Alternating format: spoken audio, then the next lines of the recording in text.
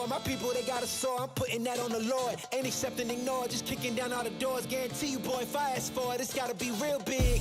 I gotta make it just for my kids and for their kids' kids. That's wealth years and years. Promise my brother soon as he out and finish this bid, we finna do it bigger than anybody ever did. The odds is real big, jobs that's real big. Satan trying a little, my God is real big. Stayed up on the grind on the cars is real big. I gotta do it big, the only way that I can live.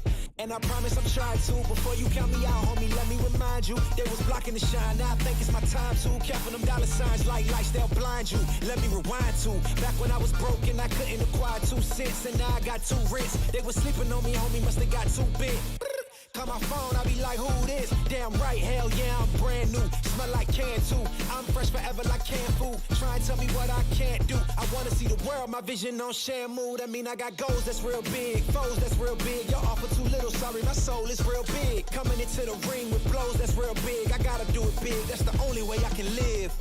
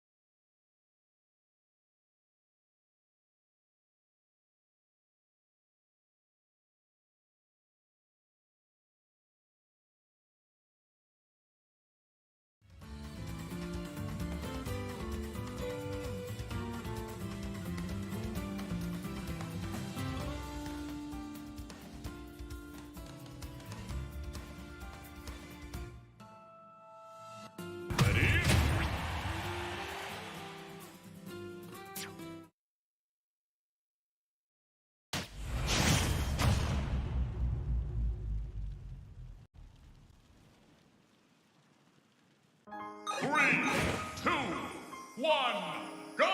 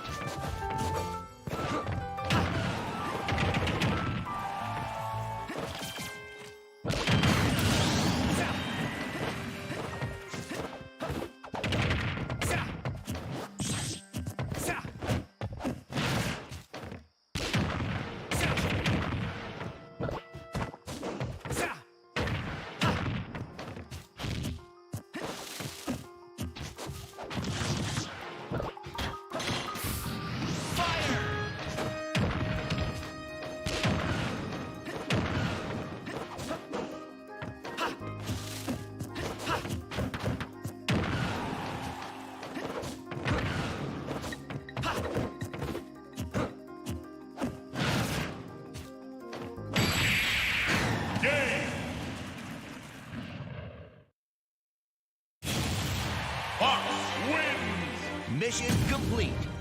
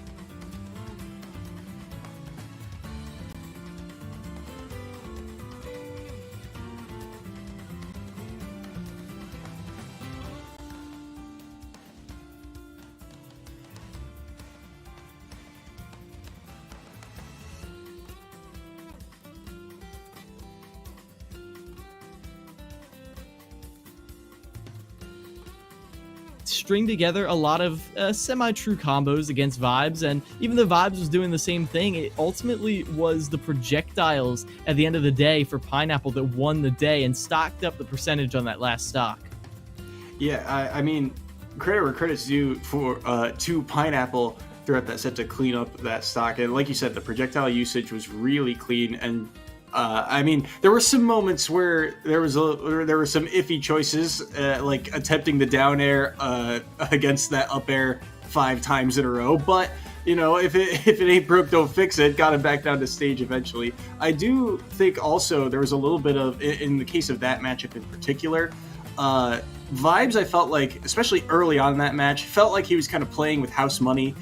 You know, going for those big, heavy forward smash reads and up smash reads, trying to catch those landings that we were talking about early, but also just being aggressive all of the time. When you're playing with that lead, right, just seeing how far can you go with it, and able to take a stock, but the fact that they didn't quite get that second one is a potential huge turning point in this match if the second player doesn't get the job done.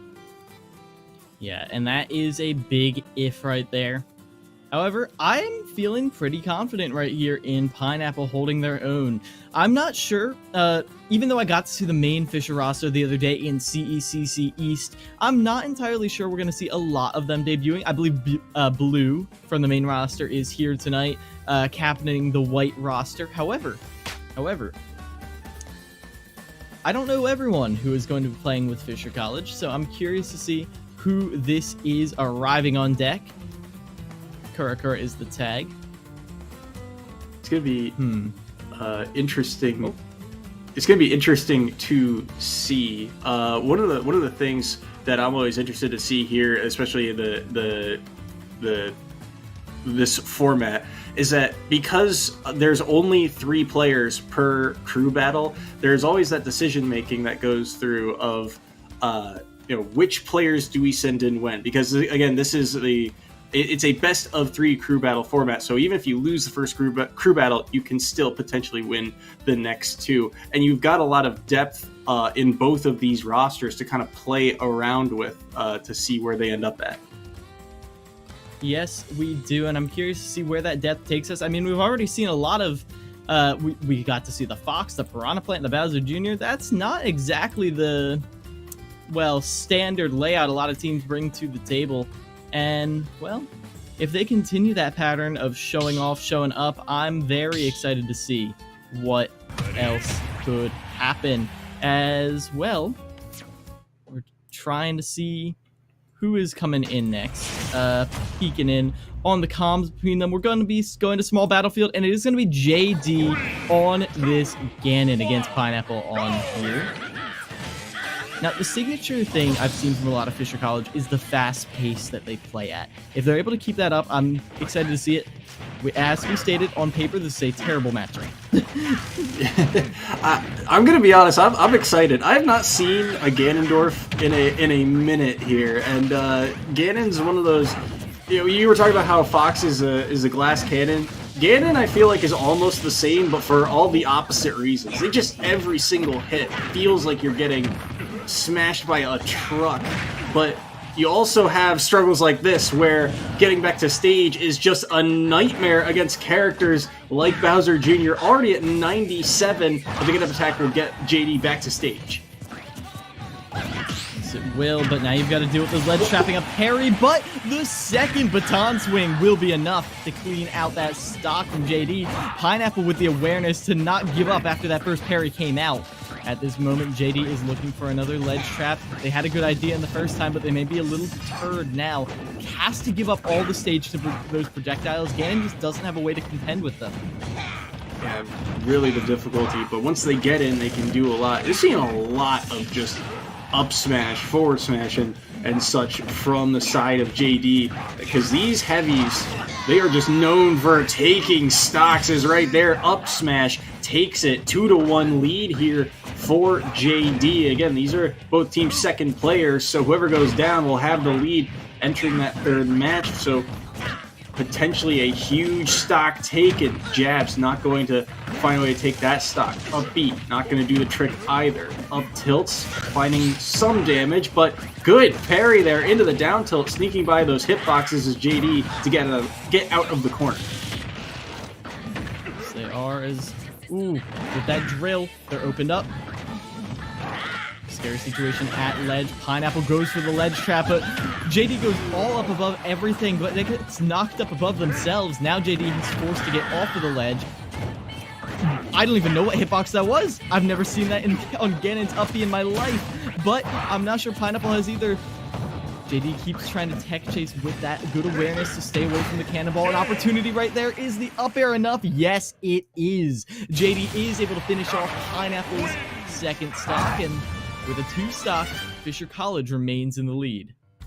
The up air taking it on the platform, yeah, I don't know what that up B hitbox was either. That was a crazy reach from JD, but still able to get him back to stage and able to take the lead here. 2 stocks still on their second player here for the side of Fisher College. And, like we said, going into this, I mean, Ganon is a scary character just for the sole reason that he can output so much damage and take stocks. And Pineapple there, only able to take one. That's a pretty significant stock count now, 5-3 with one player left. Who do you send in if you're on the side of SUNY Canton here? Well, we still do have the captain in the back pocket, and that would be Waka, who does play Lucina and I believe Diddy Kong. Both characters, I believe, have a very good matchup against the Ganondorf. However, JD was playing very clean on that Ganon, and is very threatening when all of a sudden the Ganon is picking all the right options. Like, for me, playing Ganondorf is a little bit like playing Dark Souls. Like, you're a little slow, you're a little clunky, you're sluggish, you've got to use your rolls, you've got to use every little bit of intangibility the game gives you, because that's all the game is afforded to you. You've got to dodge and dodge and dodge, wait for your opening, and then when you get that opening, you have to hit hard. That is what we saw JD doing for the most part, not necessarily hitting every tech chase, especially they were very liberal with that up smash, which, while it is a good coverall, we did see Bowser Jr. rolling out of that range at times. However, they still won the game with only dropping one stock, demonstrating that they had the resolve to hold on to a stock at above 100%. So if we see more of that coming in, JD could be taking some serious hits off of whoever is coming in next from SUNY Canton.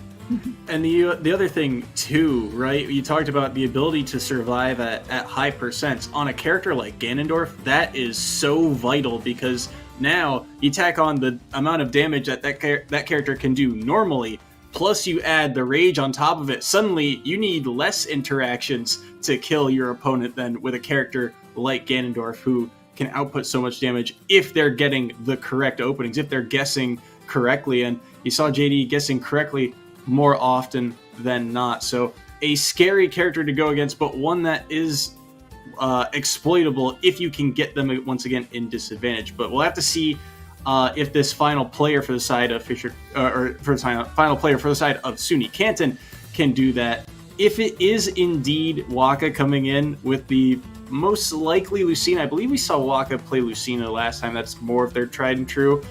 It's still very dangerous. It reminds me, maybe it's the fact that I played Melee for so long, but Captain Falcon versus Marth, right? Where if you just get above them, it's so dangerous when that one opening comes through. Because as a sortie, your game plan's pretty linear, right? I'm just going to box them out. I'm just going to use my disjoint. Just keep them away and just make sure they don't find that one opening. And then they get the one opening and you go, oh no, here we go. But we'll have to see if that is indeed the case. As I believe picks and bans for stages are coming through at the moment. We'll get those underway shortly, but still 5-3 in terms of stock count and 2 stocks to take from a Ganondorf. Is there a stage that you're looking towards to kind of say, this is not a good stage for Ganon, this is where I should take him to try and take those two stocks off the board quickly? Well, maybe not necessarily quickly, but if you really want to exploit what makes Ganondorf a less than average character, then you want to go to a big stage. Both Diddy Kong and Lucina, and this is just Waka's characters, there are a whole plethora of players who could be coming in, but either way, most characters in the game are faster on the ground and in the air than Ganondorf, so taking them to a big stage means that you get to choose where and when your engagements occur. Now, I would slightly hesitate to go to Town and City simply because of how small the blast zones are. One mistake at like 40%, you could just be dead. I would think Kalos could be a very sustainable option. No platforms to get tech chased on. I mean, there are the platforms on the side, but it's not really that much of an issue. And you can choose exactly when and where you fight. Now, between Lucina and Diddy Kong, I know you talked about the Lucina, and I agree on paper. However, in practice, I feel like Lucina just doesn't have the ability to make the other person not play the game, at least not at a more like mid-high level like we're seeing now. Diddy Kong, on the other hand, can just throw that down that banana, threaten monkey kick, and Ganon doesn't really have options. Yeah. Yeah, no, Just don't let him play. I do agree. I've seen Diddy Kong versus Ganondorf before, and it does not look fun for the Ganondorf to attempt to play out. That banana can just stuff out basically everything Ganon wants to do. He just has to catch the banana, and then things get even scarier. But you know that's a whole other side of the story, and that's only if the matchup comes through. But we'll have to see as players are getting ready now. We see the stage bands have been selected. Smashville off the board, Battlefield and Yoshi's off the board. Town and City being selected. So and it's gonna be Top Dog coming in. It is Top Dog. So Top Dog on the Samus here, locking in. I don't think we've seen Top Dog Samus at least through the first 2 or 3 weeks here. So this will be fun to watch. Top Dog throwing a wild card on the table. It is going to be the Samus. I think objectively this is a very good situation. If you just down B at ledge, there is not a single thing Ganon can do about it. If you play this correctly, there is not a single thing you can do. What I do want to see is not relying too much on just the projectiles. I want to be seeing the Zairs. I want to be seeing some tricky movement in the air. Do not let yourself become easy food for the beast, because otherwise this could be going pretty bad. But the disjoints are coming out initially. However, now we see JD on top of Top Dog. Scary moment there. 36% though for Top Dog. Not too much off the back of it, but we'll have to see here. Trying to play the spacing game, but the dash attack leaves an opening for JD. Forward air does not connect, and though JD is low on his shield at center stage, he does have stage control, but not too much fear for the side of Samus as those projectiles come through. But oh my goodness, JD finding the openings right now. Not going to attempt to challenge that up B back to stage. The back throw will get Ganondorf off stage for the moment. There are those down Bs you were talking about, and Top Dog pressuring with the dash attack, but they'll just eat the down B for it, and the forward air connects on the roll back, so Top Dog down to 2 stocks here. Top Dog had the right idea, was holding the line, but they're not able to get in position and fast enough to cover the roll. JD is just recovering too fast. Top Dog has to be a little quicker with it if they want to catch JD on the recovery, because right now it is JD slowly evening this game up. We could be going to the second round already just off the back of this Ganondorf soy. Be very careful. Yeah, so one of the things that I saw there, you see Top Dog throwing out some options is, oh my, the back air comes through, and JD's got some good reads too, but the spacing game that Top Dog wants to play is not working. It's working to JD's favor. He's able to sneak underneath a couple of these forward airs with things like Nair that just continue to rack up the damage, and JD looks like he's got a very good read on this matchup. Yes, he does. Right now, Top Dog is sweating a little bit. We saw a very clean, consistent gameplay from Top Dog in the beginning, but now look, just down smashes, up tilts in place, not willing to go anywhere within JD's threat range, which is the right idea, but it might be for the wrong reasons. It might be complete fear, not out of playing the tier list, but now it feels like Top Dog is stabilizing a little bit. Is it too little too late though? Because JD has them at ledge. Can Top Dog get back? Is able to get a grab. What can you get from that, Top Dog? Not too much. He's got stage positioning at the moment, but we'll have to see here. Getting back to stage. That's a good down air into neutral air. That's a surprisingly strong move. Went for the edge guard, but he's going to get the footstool off the back of it, so down goes JD onto their last stock. But oh my, wanted the roll read and nearly had it. The shields are so low at the moment. Forward air is not going to connect, but it's up to this last stock here for Top Dog. They've got to find a way back onto stage. They up B back here. Down tilt, not going to land. 98%. And the forward air beats out the Zair. And Top Dog goes down. JD cleans it up for Fisher. Very nice stuff from JD in the end right there. You saw Top Dog playing that matchup on that last stock exactly as you're supposed to. Looping all the way around the stage. Scooby-Doo chase music being played over the entirety of that. We just see round and round in circles they go. Top Dog goes one way, JD follows. Top Dog goes right over, JD follows. And it kept happening like that over and over and over. And Top Dog was winning. But the issue is, even when you are doing the exact optimal thing, if you're doing that same optimal thing again and again and again and again and again, JD is inevitably going to catch on, even with their limited movement options, and that's exactly what happened at the end. Yeah, JD, you saw right exactly what you said. Just as that matchup went on, JD got better and better at reading the movements of Top Dog throughout that set. So set number 1, again, going to Fisher College. They take it, I believe that was a 4 stock total victory there at the end. So solidly done for the side of Fisher College, and they get ready for set number 2. And honestly, it feels like if it ain't broke, don't fix it. The way that their first 2 players played between JD and Vibes, those 2 looked very solid on the Ganon and the Fox. So we'll have to see what adaptations SUNY Canton can bring to the table here in the second set.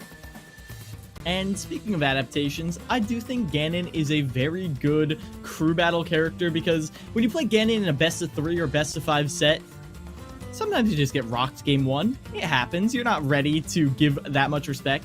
Game 2 comes around, all of a sudden you're like, okay, I'm not letting you play the game, as I recommended. And that's what they were doing at the end.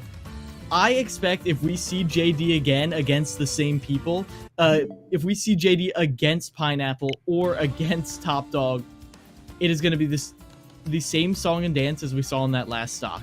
If JD is going to have a lot of trouble getting in, because this time they are alert and aware and ready to counter this Ganon, as opposed to last time. Yeah, it's going to be interesting to see. I always think heavies in general are very interesting to watch in crew battles because they're so polarizing. On one hand, in theory, you should be able to deal with the bigger, heavier characters very quickly, especially if you've got a lot of those, quick, fast, light combo characters on your roster.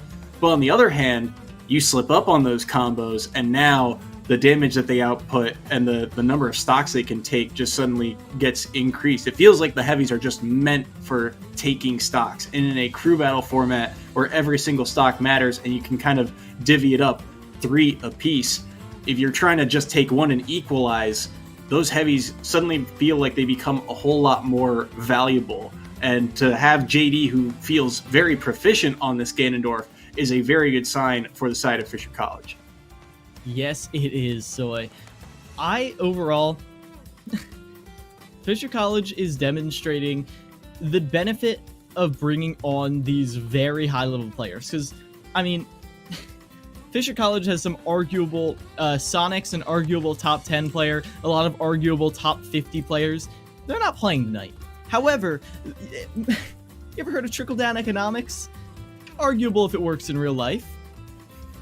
But it definitely works in terms of distributing the skill amongst a team, because you'll bring on these really high-level players, and then you will bring on some other players who may not be quite there, but they have potential, and they go into the practice room and they get beat, and they get beat down again and again and again, and they get better and better, and they still get beat, sure, but then they come out of that little hyperbolic time chamber, and all of a sudden they are leveled up beyond their wildest expectations, going against people who they would have struggled against before, and they're putting on shows like we just saw from Fisher College. Now, that was not unwinnable. SUNY Canton can certainly bring that back, but I just wanted to harp on how that was a testament to what Fisher College brings to the table in bringing on so many good players. Yeah, absolutely. It comes down to experience, right? When you've got the veteran experience that a player like Sonics has, and the rest of that Fisher College roster has, it spreads like wildfire, right? If you've got that vast experience, it's going to help out so much. Putting yourself in those different scenarios, learning from the veterans of the scene, it can really help the depth of the roster, and that's what you're seeing from Fisher College. It's why they're such a good program. They're so good at not only finding talent, but developing the talent off of the back of it. So SUNY Canton, we knew coming into this that they had a tall task ahead of them, but it certainly feels doable. There were moments through that set, glimpses where you saw, okay, they can take stocks, they can hang around and be relatively even in the 3 for 3, in the 3 for 2. But it's the matter of getting the lead, I think, is the first key here, right? They've got to find an advantage first, because the second you're on the back foot, you're playing the counter pick game. You're playing the can I stall them out type of style. Can I find an opening to get back to even? I want to see if in the second set, SUNY Canton can find those advantages, can find those windows to take the lead for themselves, and that forces the opposite situation of putting the pressure on Fisher College to make a comeback, to make a play, to make the difference in the second set. And I do believe they have the tools to do just that. A strong combo-based player like Pineapple is the answer to a player like Vibes. A zoner who is proficient in leading again in a round like a carrot on the stick. Well, that is exactly what you need to deal with someone like JD. The answer is, can you put those tools in at the right time, and can you make sure those tools are sharpened and ready for the task at hand? That's what I'm looking for here, because I think there may be just... I don't think the skill difference is insurmountable. I don't think the experience difference is insurmountable, but you can't always play at your peak in a tournament setting when there's stress on the line, and we are online as well. So I'm looking to see if they can bring themselves up, if SUNY Canton can bring themselves up to that peak and show us maybe not necessarily an outright win, but better than what we saw last time. I've got high hopes for them in the rest of this season. Yeah, absolutely the case. As SUNY Canton, I believe they're 1-1 on the year as well. Again, tough opening against your basically college dorm mates in the opening round of SUNY Canton A versus SUNY Canton B. So a matchup where they knew each other very well going into it, and then week 2 another tough matchup that they were able to, I believe, claw out. And now we get to see the Min pick here, and this is what you're talking about with the possible advantages. Min versus Ganondorf. That sounds rough for JD. I would have to agree with you right there, Soy. Complete control over the ground game. The platforms are where this battle will be waged. Can JD find ways to slowly walk towards Curls without Curls eventually battering them back? On PS2, where you've got this big old no man's land in the middle, that is going to be quite difficult, but JD is going to try their best, and as we saw in the last game, their best is still pretty good. Curls had a very strong performance last time they were on stream too with this Min. They were taking out some fast fallers, but this is a different kind of beast as JD with the down air spike on Curls right off the bat. What an opening from Fisher College's JD. On a tether recovery too? Are you kidding me, Curls? Or JD, as right now, Curls is going for this ledge trap, but a very high recovery into a fastball right there gets JD back to ledge, but I'm not sure if they can keep this stock alive forever. It might just be done and dusted, as that will be JD going down, demonstrating why this matchup is so difficult. Good down air into the nair, and now 74 to 100. Ooh, but the grab whiffed there from Curls, and this could be an opening again. That timing, and yeah, I think Curls now has kind of the fear of God in them after that down air spike. They're thinking, I've got to snap to ledge so quick because JD now is threatening that timing. They know it well, and they're going to be looking for that opening time and time again as the up smash catches the jump, and it's 2-1 JD's lead. Yep. Right now, JD is very good at taking these calculated risks that aren't putting them in too much disadvantage. But right now, they're stuck above the Min and thrown off stage. This could just be the stock. But Curls not fast enough. Immediately follows up with the grab, though. Air dodges through, and Curls overextends. Now it's them on ledge. We've seen JD in these situations before. Goes for the double spike, but it does not connect, Soy. So close. That window was there, and JD just barely not able to get the down air out in time. But now JD's along the ledge, can't switch arms quite yet to get that edge guard, but now we get another grab. Back throw, not going to do it quite yet. Covered high, but no dice there. 112 on JD, and the up smash doesn't find the mark. This is a lot of damage. Up there, low recovery, trying to catch the tether, trying to beat them to the ledge as well, but they can't track him down as the roll to stage gets beat out there, and there's another stock off the board of JD. 75% now on Curls, but they can work their way back into this. They've got stage control. Yeah, Right now, this is looking very good as Curls is boxing out JD, but they're not ready for the surprise Wizard's foot. Oh, goes for another foot right there. That F tilt it led twice, but it's not going to find any perch right now. Down with forward air, an opportunity for a finisher right there. This could be an edge trap into death.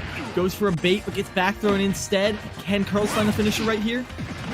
Oh, the first catch. I think they the just second did, one? Soy. Oh, what a catch from Curls there. That was so clutch as JD falls in the first set. It's Curls giving SUNY Canton the lead. And this is exactly what you were hyping up.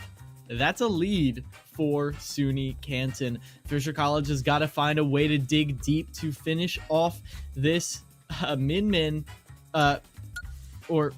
Fisher has to dig deep to finish off this Min because Curls has demonstrated that they are quite an issue. Min is another interesting character to kind of look at because on one hand they can control the stage so well, but that disadvantage, as JD showed in that first stock, it can be a bit threatening at times. It can be a bit dangerous. So interesting to see how this set will play out. You got one stock of Min to deal with to try and get back to even. Do you go with Vibes for the Fox matchup, or do you look to the rest of the depth of this roster to try and clean up this Min stock? Interesting call. I feel like Vibes is a scary one because the rushdown does do good against Min. However, we saw how Curls is eager to capitalize on one missed offstage interaction, and while Fox has more options to vary, may not always be the case, as this looks like it's going to be Sock'em 16 coming in. I saw them on the roster. I've never seen Sock'em 16 before, and I'm excited to see what they bring to the table to finish off Curls. Yeah, and an interesting spot to put them in too, right? Because if we haven't seen them before, this will be their first time on stream making an appearance. Knowing they're going up against the Min though should certainly help them and give them some comfort level of knowing what they're getting into. Looks like, I believe it's Small Battlefield is the pick. We get to see the character here, and it is the Lucas going into the Min with one stock here for Sock'em 16. So Small Battlefield the site, and we'll wait for Curls to get rid of those two stocks. But the Lucas matchup, I am not familiar with how this one plays out typically. Me neither. I would assume that the offstage situation is not amazing, but Lucas does have the range to recover outside of those hitboxes. Now, Lucas does have a very tricky ground game. However, if you're not able to box Lucas out, if you're not able to keep Lucas from getting on top of you, he does have a serious combo game, and that is detrimental to Min thrown off stage right there. And then you can interrupt the recovery with that tail, and that's going to be it. Rock'em Sock'em rockin' right there from Sock'em 16 as Curls is taken out in an instant. Did Sock'em 16 only take 10% in that stock? I think they only got hit once throughout that one stock. That was interesting to see. So, and now thinking about it more, the Lucas pick I actually really like into Min, right? Not only because of the reasons you mentioned, for example, the being out of range of the recovery, but also the tricky ground game, right? Min's, again, the arms are mostly pretty linear in how they attack. And if Lucas is floaty enough to be outside of those lines a lot and still threaten from a distance with things like the PK Fire, like the PK Thunder, it can make PK Thunder a little slow, but the distance game that Lucas can play is still kind of in that threat range for Min. Yeah, and what a threat range it was. Hypothetically. I mean, we saw how much stage Curls could control in the match against JD. They never really got the arms out when they were on stage. Every single time they tried to, they were stuffed out in an instant by a PK Fire, by a neutral air, by a forward tilt, by a down tilt. Either, doesn't matter what it was. Consistently, they were getting caught by these options.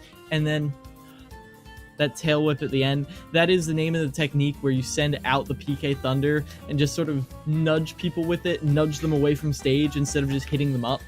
It's more of a nest thing, but Lucas, I think, has a more efficient version of it.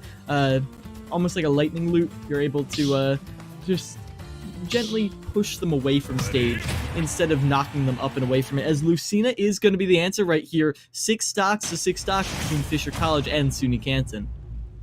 And Lucas into Sorties, I feel like I've seen this matchup before. Typically Sorties, I believe, do well into the Earthbound characters, but I mean, Lucas, the combos can be so dangerous, and Sockham they can deal with stocks pretty quickly. We'll have to see how they do against Waka here in the second battle between these two. Again, like you said, fully even stock count, 2 players apiece, so the turning point of set number 2 is here.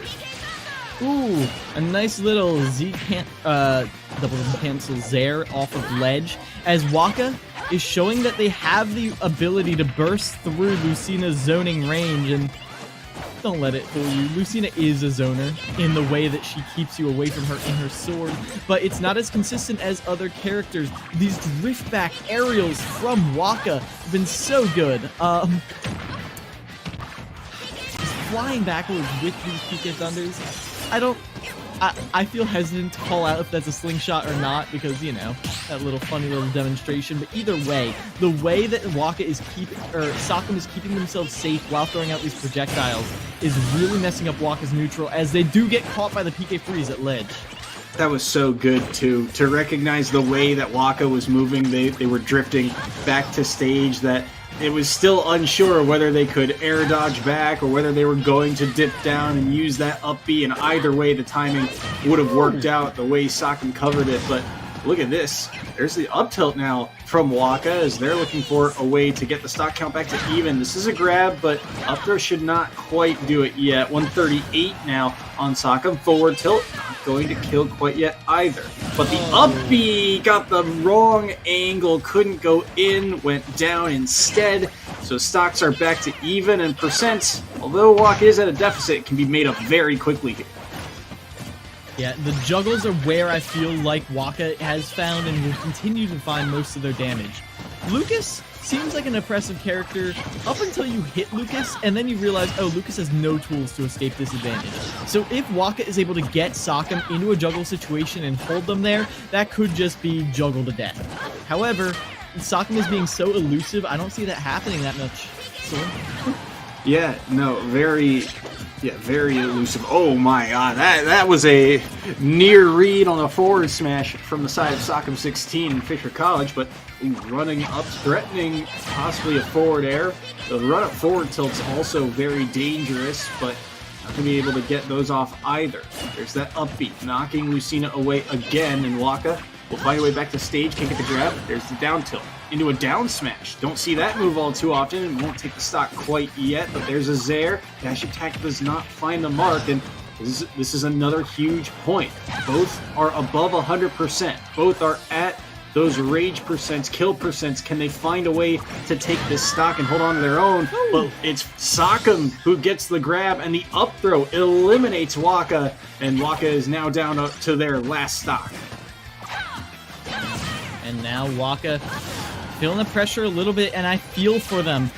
Suffering from a little bit of Lucinitis. Like, when you miss those key kill confirms, when you get the down tilt down smash and it doesn't kill, then all of a sudden you have to be like, so I just have to Dancing Blade or back air or something like that, but it can get in your head.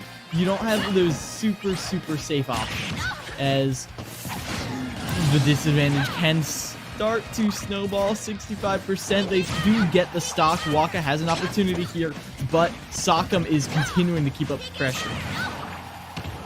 89% the difference right now. Sockham untouched on this third stock until that forward air. Good grab to follow up, but the mash out is good as well. The Nair doesn't find it. Went for the down air early spike attempt, but no dice. 89% still on Waka as they're able to keep Sockham away for now, but there's a grab back throw. This is a dangerous spot.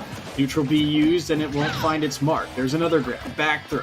keeping Waka or keeping Sakam, off stage. Ooh, but there's a strong hit of forward tilt, another low recovery. The up B interrupts it, but the up B trades as well with Sakam on stage. Forward air and the strong sweet spot hits, and down goes Waka. Sakam 16 stays alive. Beautiful jump call out right there at the end of the game. I was really feeling for Waka. They were getting a lead. They were getting an edge. They were finding ways to claw themselves back into it. But at the end of the day, it just took them too long to kill at times. They didn't really manage to hit any edge guards against Lucas. A lot of respect for Lucas's recovery. And that was often because we saw them going for a lot of tether recoveries. Sakam didn't leave themselves exposed all too much. However, even if that wasn't one of the main factors, we still ended up seeing Sakam live to ludicrous percents. I mean, it was above 130, 150 every single time.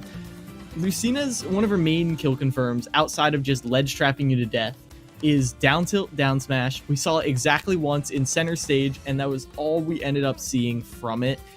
Was that a testament to how aerial Sakam was playing? Yes, but finding ways to secure those kills, definitely, especially against more elusive, tiny characters. That's what I'm hoping to see in the future from Waka. Yeah, we'll have to see. Credit where credit's due to Sakam, though. I mean, the ability to, like you said, kind of maneuver around the game plan that Waka brought to the table and stay alive for so long, not put themselves in the situation to be kill confirmed. Especially on things like you said, the down tilt, down smash. But Sakam, again, playing very well. I mean, just kind of taking what's given to them and seeing where they can go with it. You take the one stock off the Min right off the bat, then here you get matched up with something that seems a little rougher in the Lucina, and still able to survive, able to take some stocks. So really well done. Already 4 off the table, and you forced SUNY Canton to their last player here with 1 stock still remaining. Yeah, and just 1 stock from Sakam might just seal the deal. They're going to need to be very clutch, very careful right here, not play around at all against this Lucas. The issue is, who is going to come in with the Lucas experience? Who is going to? It looks like it's going to be Squid coming in at the end of the day. Now, Squid, I do know, rocks the Donkey Kong and the Falco. I can't say for certain which I would rather see right now. While the Falco is very good, I know there are a lot of Falcos on the side of Fisher College. Falco is a very good character, a character that can invalidate other characters, which I do feel like is probably the play. However, if your DK can also invalidate them, if your punish game is that good, then you might want to rock with it. Yeah, I saw, last time I saw Squid on stream, they rocked the DK. Now, they only needed to take 2 stocks in order to secure the set last time, and the DK looked clean, right? All of the classic DK combos were landing, and they were landing hard. So the DK, it almost goes back to what I was talking about earlier, where if sometimes all you need to get things back to even or to keep things under control is a stock, maybe the DK is the play.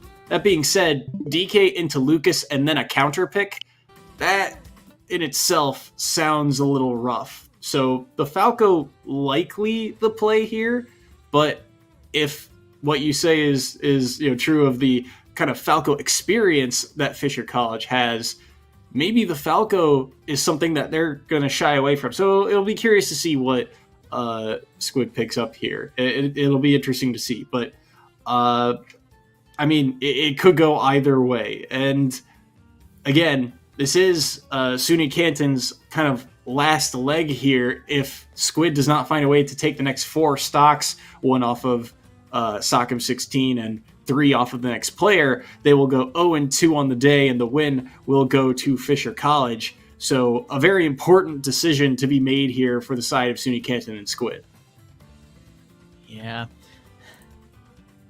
I'll be honest, I believe you. I believe the hype around the Donkey Kong. I believe in the ding-dongs. I believe in the edge traps. I believe in the mix-ups at ledge. Sometimes you gotta risk it. And Falco, we haven't seen any super explosive combo games on the side of Fisher. I do know Blue is in the back pocket. I do know we also have we saw, who was that earlier? Vibes on the Fox could definitely do a lot of work, but Vibes also sometimes struggle to get those kills. In the end, I'm not sure. I feel like the DK could definitely be, well, you got to rock with the comfort pick. At the end of the day, your back is as close to the wall as it possibly could be. I'm curious to see, and it is going to be the DK coming out. Don't go with the meta. I love the pick. I like what you said. Sometimes you gotta take risks. If you don't take the risk, you may not end up with the victory, and the DK is the risk here, as they're going to need to take at least a stock here from Sockham. The question is, can they take it without Sockham drawing any more blood? As one stock from Sockham 16 versus Squid on the DK on small battlefield. And we'll see what happens next. Back air's going to be that big neutral tool that Squid will use time and time again. DK certainly has the ability to take stocks quickly, but I imagine Sockham 16 going to play very safe here and not allow for those windows to come very quickly.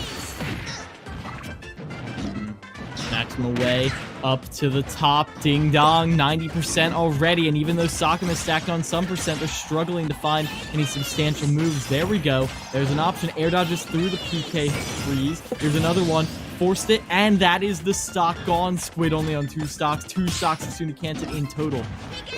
Huge stock there from Sockham 16, and now it's up to Squid to mitigate the damage that has been done. But look at this, stringing together those 2 big hits, and now Squid up to 63 and offstage again. Has to shield the neutral beam.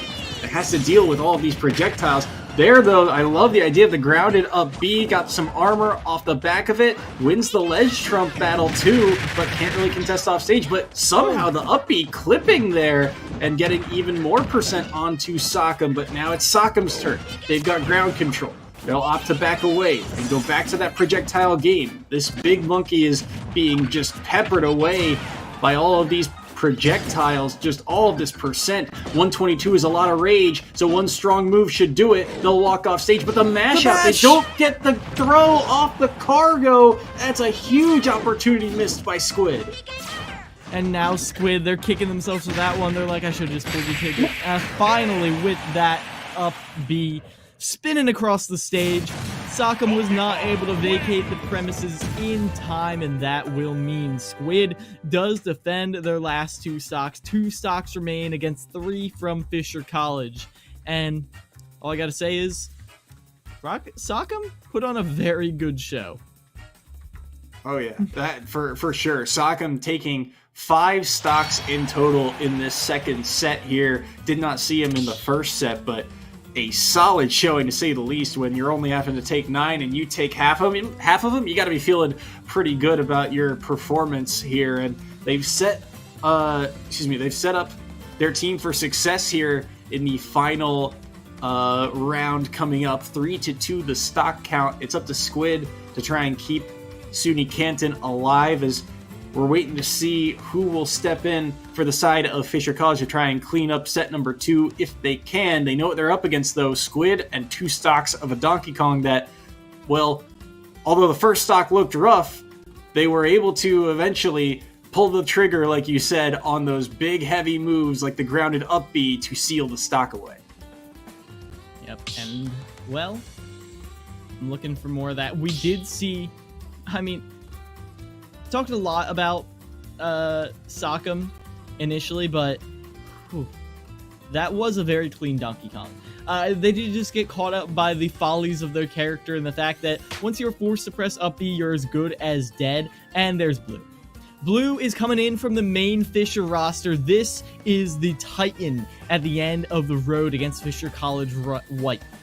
Blue we saw in CECC East. We saw them put in work against their teams, and, well, it could end up being difficult because Blue gets damage.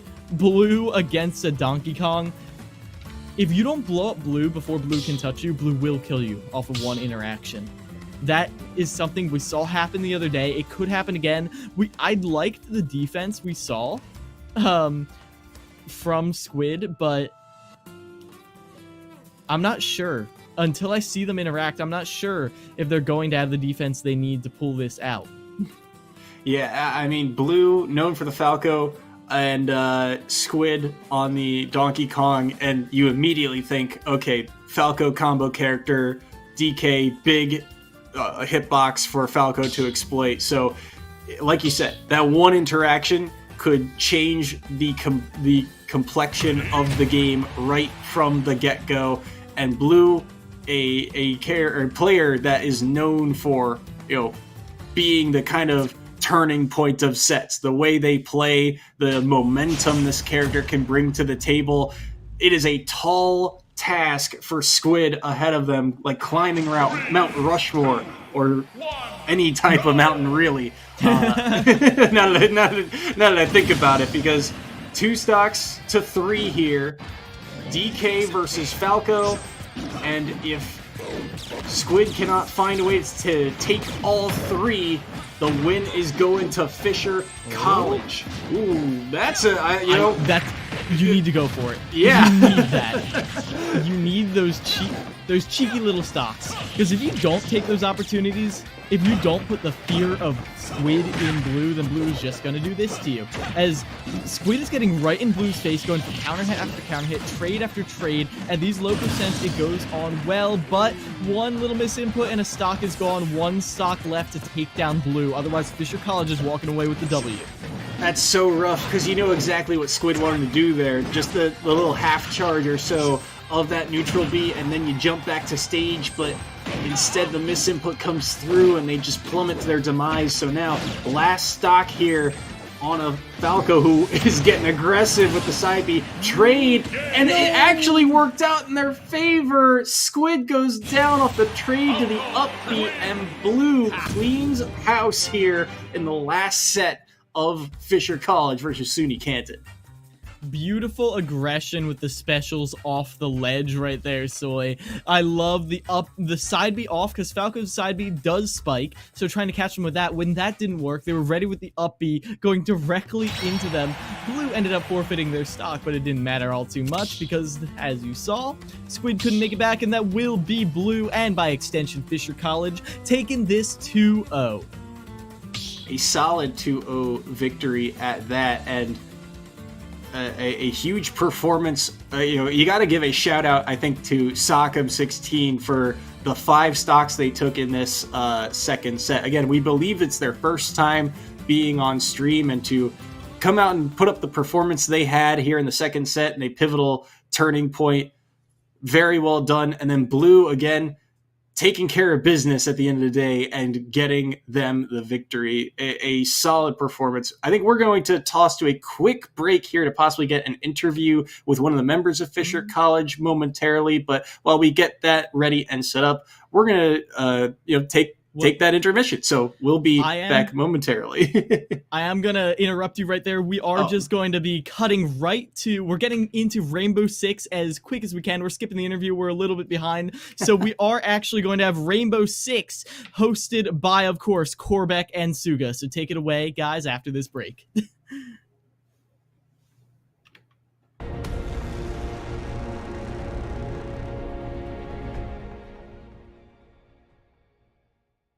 Ain't accepting, ignore, just kicking down all the doors. Guarantee you, boy, if I ask for it, it's gotta be real big.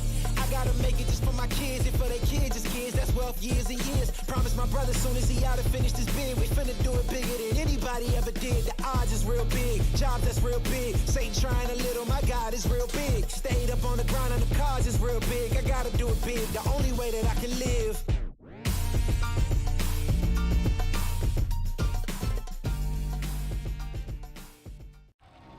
The one others rally around? Inspire soldiers to follow your lead. Want to forge a better future? Start with the structures that support tomorrow's missions. You believe the best offense is a good defense. We've got a great way to prove that theory. Explore more than 200 careers at GoArmy.com.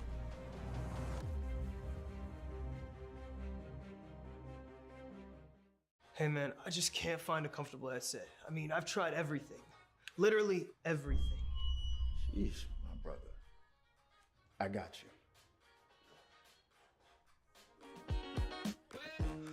The HyperX Cloud 2 Wireless. Legendary comfort goes wireless. That is comfortable. Are you the one others rally around? Inspire soldiers to follow your lead. Explore more than 200 careers at GoArmy.com.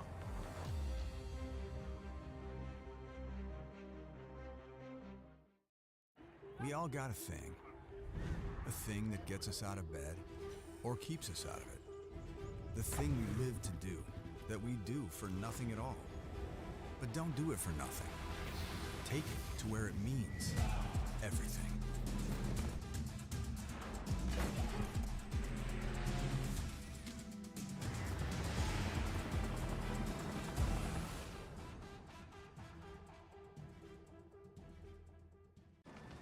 Becoming a leader is a choice.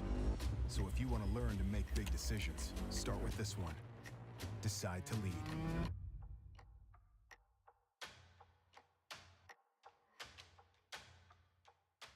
What sound experience would you like today? I'll have the fantasy pack. Good choice. And could you make it a Cloud 2 wireless? On his way, sir.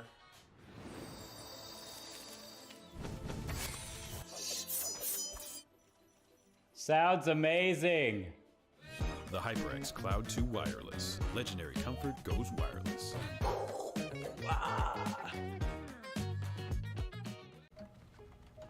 Skip entry level. Decide to lead as an Army officer.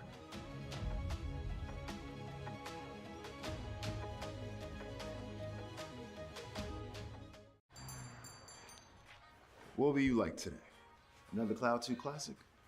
I'll stick with the usual. Maybe take a little bit off the sides.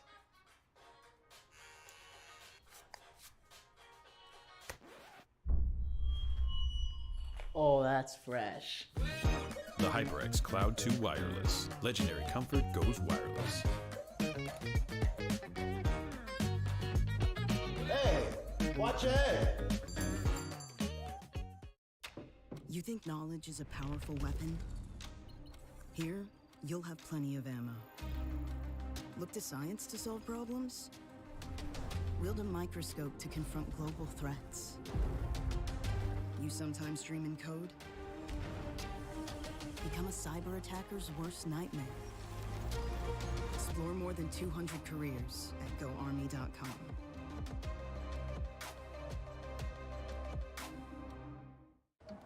What do you expect from that first job out of college? Working your way up from the bottom? Instead, how does this sound? Starting in a guaranteed leadership position with people who look to you for guidance because you're trained to give it and make important decisions in critical situations.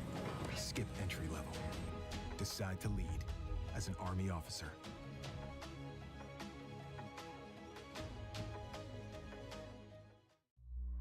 Becoming a leader is a choice not everyone wants to make.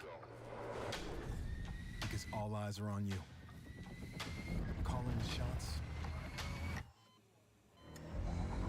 Inspiring others to follow. In any environment. At any scale. It's not for everyone. But if you want to learn to make big decisions, start with this one. Decide to lead as an Army officer.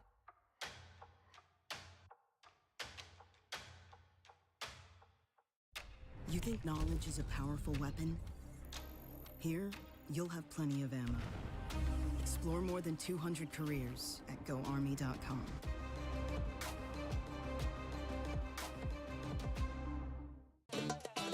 Y'all think too small, I got big dreams. You just starting, I'm way ahead at the end scenes. Started reading and dodging all of the quick schemes. Money like your Spotify, boy, I got 10 streams. And I'm still looking for more. My people, they got a soar.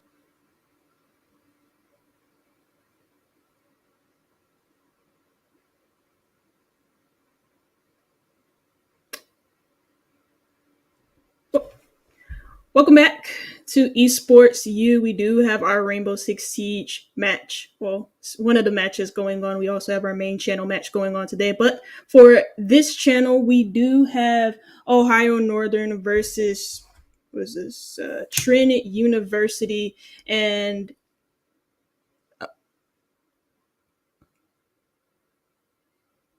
seems we do have some technical difficulty on the side of Corbeck as he is just connecting. There you go. But well, I'm Sugar and this is Corbeck. How are you doing today, Corbeck? Doing fine. Looking forward to watching some collegiate esports here. Don't really know much about these two teams, but doubtless they will provide us with hopefully something interesting to talk about. Yeah, no, for sure. And I mean, we do got some maps, not new maps, but we do have some interesting map pool that both of the teams have decided to pick for us. One of them being a theme park and the other being chalet. And then the last map, if we ever do get to it, is Oregon. First, we're starting out with theme park. We're already going into that ban phase. Any expectations for theme park? Because to be honest, whenever I've watched anything below T1, I haven't really, when I have seen theme park, and it's been a very few times, the bans usually are almost always the same thing. Yeah, theme park is a bit of an interesting map. There's you don't see it played very often. It's kind of complicated. A lot of teams will generally, I think, try to trend away from it just because it's so uncommon. But if you are going to go at it, I think these operator bans in particular do make a lot of sense, right? You take your Nook off the field. She's such a fragger these days with the grenades and the silencer and everything else. And of course, you get Flores out of it as well. Should expect to follow on the Mira, and I would imagine a Valkyrie here as well, Sugar, because these are the, like you said, pretty standard stuff, right? Yeah, pretty standard stuff. Of course, with the Nox, she's been a must ban for a lot of teams on a lot of different maps. A lot of the bigger maps, at least, like theme park, chalet, bank, clubhouse, you name all of them, she will most likely be on the ban list for them. Flores makes a lot of sense on a map that enables the defenders a lot more than they enable the attackers with the power positions that you can play around it, and Flores makes it so much easier to deal with those power positions. Speaking of power positions, Azami's going to be the last one banned, followed by the Mira, and that makes a lot of sense because with theme park being as big of a map as it is, and it encouraging a lot of the lurking plays from Nook, it also encourages a lot of roam and a lot of extensions, and Azami makes those extensions 100 times more powerful. Yeah, Azami obviously a very powerful operator. I'm not going to discount her impact on the game, but the fact that they've taken Valkyrie's in this and isn't getting used, I think, is kind of awkward. It's one of these things where she's banned so frequently as an operator that I genuinely think that some of these people are not comfortable with playing her, right? Because she's just always gone. But if she's on the board like she is right now, it really, I think, does behoove a defending team to take her because she's so valuable. And right now, they've sort of handicapped themselves by not bringing that option out. But from the looks of it, right, they've got a pre-can strategy they're going to go with here. They've got the castle in, which is an interesting choice for sort of restructuring the site a little bit. And I really like the addition to the Wamai and the Jaeger for just double projectile denial utility. Yeah, they're going to put the shield onto Squirrely, who I assume is going to have that shield rest somewhere by Cafe. I didn't get to see where the Alibi put her shield at, but nonetheless, those shields, obviously you do want to have some type of utility played behind them. But so far, Trine going for that office extension, as you see so many teams do on the defensive side of this map, as the first site we are going to go to is daycare bunks. Drones going out for Ohio Northern, gonna drone out Cafe side. I assume they're gonna just have one player set up there, maybe even two, just to remove the player in cafeteria hallway, as they are getting the hatches on the roof, a player down below for them as well. And it just seems like for Ohio Northern that maybe the idea here is not really an office execute, as you see so many teams do, but taking the yellow stairs control, taking main stairs control, and also looking to make this a three-pronged attack combined with the Cafe control too. Yeah, I don't think that's a particularly bad idea, but they kind of done a little bit of a misplay here in the sense that I don't think they quite realized that a castle was in play, because the only operator that they have to deal with that castle is Watchhelm on the Zofia, and in truth, I mean, they've already used one of their impacts, right? So the effectiveness be dramatically reduced in their ability to clear. They don't even have flat pack charges, and you can see, I mean, already they're kind of struggling to get into these defensive positions. A good kill right there early on, and another good one coming down the way from Squirrely, and a 3v5 now with the castle barricades to deal with on top of everything. It's not looking like a particularly good moment here for Ohio Northern. Yeah, they just took a lot of time doing a lot of different things, but not really taking care of the real problems around the map so far, and thus they suffered 2 kills from it. Early was just, or he has been below the whole entire time. Probably gonna go for a flank up the main stairs. King can find himself 2 big picks, but can't find a second, as the third is found for Trine. 50 seconds left on the board as it turns into a 1v4 with the Nomad of Otters all by himself, stuck on the top of main or arcade, whatever you like to call it, but really no way out of this situation.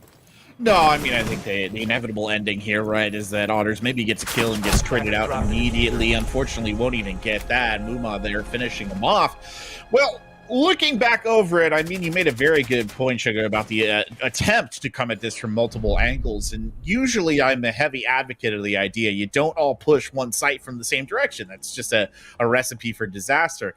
But in this case, I feel like Ohio Northern was almost a little bit too dispersed. They just had too many operators shifting in too many different places, to the point where when the kills started to come in, there wasn't a lot of trade gameplay that could be played off of, right? We saw those early first 2 kills, no response whatsoever. Everybody else was kind of stuck in a very unfavorable position there heading up towards arcade, and well, we get the end result there of Trine walking away with the W. But Trine seems very comfortable with this lineup here, Sugar. They're running it again as we move on down to Throne Room. Yeah, Throne Room is one of those sites where no matter how good you do on the attack, there's always still a way in for the defense just because of the way that it's structured. And last time out, we saw how badly Ohio Northern struggled to use their utility just because the castle pick probably threw them off, as he's not a 10 seconds remaining. He's not really a common pick inside of competitive play, and it's going to be picked here again, but the same operators are seeming to be chosen by Ohio Northern, apart from what the change as far is going to be the ace is in the thermite instead of the ace, and then in place of the lion last round we have a Thatcher. So maybe what they're trying to do here is go for a maintenance push, as you see them kind of prep for that, while also looking to get vertical control. Well, not vertical, well, vertical control, because they do have the Sophia with the breaching charges. Yeah, they've got a lot more options with dealing with the castle util, but it's obviously not as critical, right, for their strategy here. You see this immediate push in from ONU to just get positioning and then start breaching. They're going straight for the heart of the throne room, and then they're worrying about setting up the flank. It's a bold strategy, but the downside of doing something this kind of risky is that you don't necessarily take control of the other threats on the map, but here they go anyway, and immediately getting shot here. Good kill coming in right there. Amazing kill as well in the drop down. Not the best strategy in the world. The plant is down. It's already a 4v2, and this is apparently paying dividends here for Ohio Northern.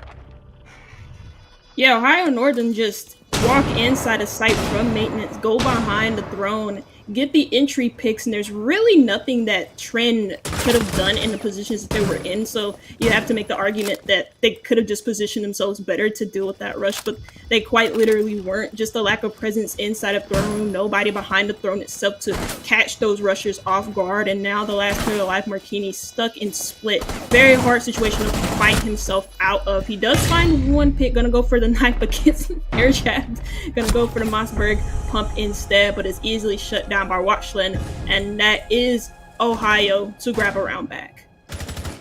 It's interesting that last round, you know, that I was saying that they spread out so much. This round, very concentrated, right? Everything thrown through one breach, and it did actually seem to work better. I just don't think that Trine was necessarily expecting that. I wouldn't actually blame them, because, I mean, obviously, establishing some horizontal attacks, getting the breaches open, that's an important part of the strategy. Usually, though, you do see a little bit more vertical play, right? Like at a higher level, you would see a lot of clashes on the top floor there, trying to set up maybe some murder holes and some abilities to clear out that point. But just a very straight, aggressive gut punch working out right there. If we do come back to Throne Room again, Sugar, I don't know that Ohio Northern will be able to get away with that a second time. Yeah, no, for sure. And I think Trine could have actually gone back to throne room. Obviously, that round shook them up just a little bit, and so now they're moving into initiation office. And this isn't particularly a bad idea. Again, they're going with the castle pick. They're going with the same lineup that they've been going for the past 3 rounds, not really changing anything up. The same people on the same exact operators with the same ideas, the same extensions, obviously, using that mute drone. Since Flores has been the main thing that those mute drones are going to be used for, is just denying attacker intel and just slowing them down a little bit. And as we saw from Ohio Northern in the very first round, they were slowed down a lot, but not really by mute jammers, just because the castle pick again was like really disruptive, and you combine castle with mute, and again that's a lot of time wasting on the board for the defenders. Yeah, I agree 100%. They're taking time there. Every, push in, kind of like what we're seeing right now, actually, is a very sort of cautious and slow advance, which is obviously demanded of any attacking side, but there will be things in here that are going to make this even harder. Otters with some good intel off the drone right there, gets a decent idea of where his opponent is lurking, but yeah, he's got to make a lot of ground up right there, and well, the infamous castle barricades are still very much an issue, but a total of 6 flat pack charges here to deal with them, in addition to Sophia's impact grenades, should not be an issue. What is a bigger issue, however, is that Otters dies with all 3 flashback charges and all 3 EMP grenades, so the Thatcher not going to be of use any further here.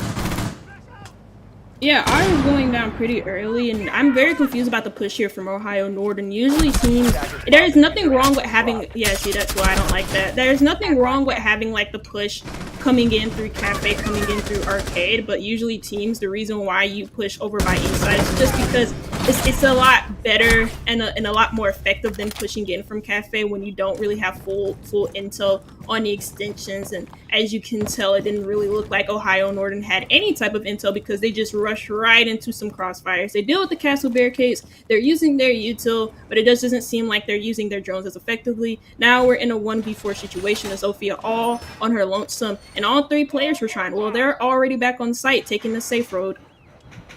Yeah, and a 1v3 now as well. A very difficult situation for even the most veteran players to salvage. Watch Shell gonna try and make it work. Certainly can do it on the Zofia. It's not in the realm of impossibility, but the trade game will be very serious here. The diffuser getting picked up should give them a pretty good clue of where their opponent is. And watch Shell just taking their sweet time. And I will say, on the side of Trine, they're playing this okay. There's no need for them to come out here and challenge the Zofia if they don't want to. They can stay snug in their defensive positions and essentially wait for the attacker to come to them. And it looks like that's what's going to manifest. Watch down here, pre-fires, gets a kill onto Squirrely. Okay, now we're in 1v2 territory. We're cooking a bit. Takes down a camera, has got a potential entry here onto the site. Of course, still 2 defenders left to go. That might be a bit of a getaway, and I don't know how they're going to challenge that corner. Good pre-fire coming in right there. Might have actually got the drop on Martini. Could this be the end? Watch Shell now trying to make a play. Instead, goes for the plant. They don't have any choice. Only a few seconds left. Curio's coming forward, has to be quick on the ball, misses it, gets it on the turn. Woo, that got a little bit close there, Sugar. That could have been bad. Oh my. Yeah, no, I mean, the Zofia did a great job of isolating her 1v1s, finding players in really hard positions, and I feel like maybe the mute with the shotgun just kind of stuck himself between a rock and a hard space by placing himself in such a very hard to get out position, but also a position that's very hard to capitalize off of. And the Zofia made a good job of just getting that kill, making it a 1v1.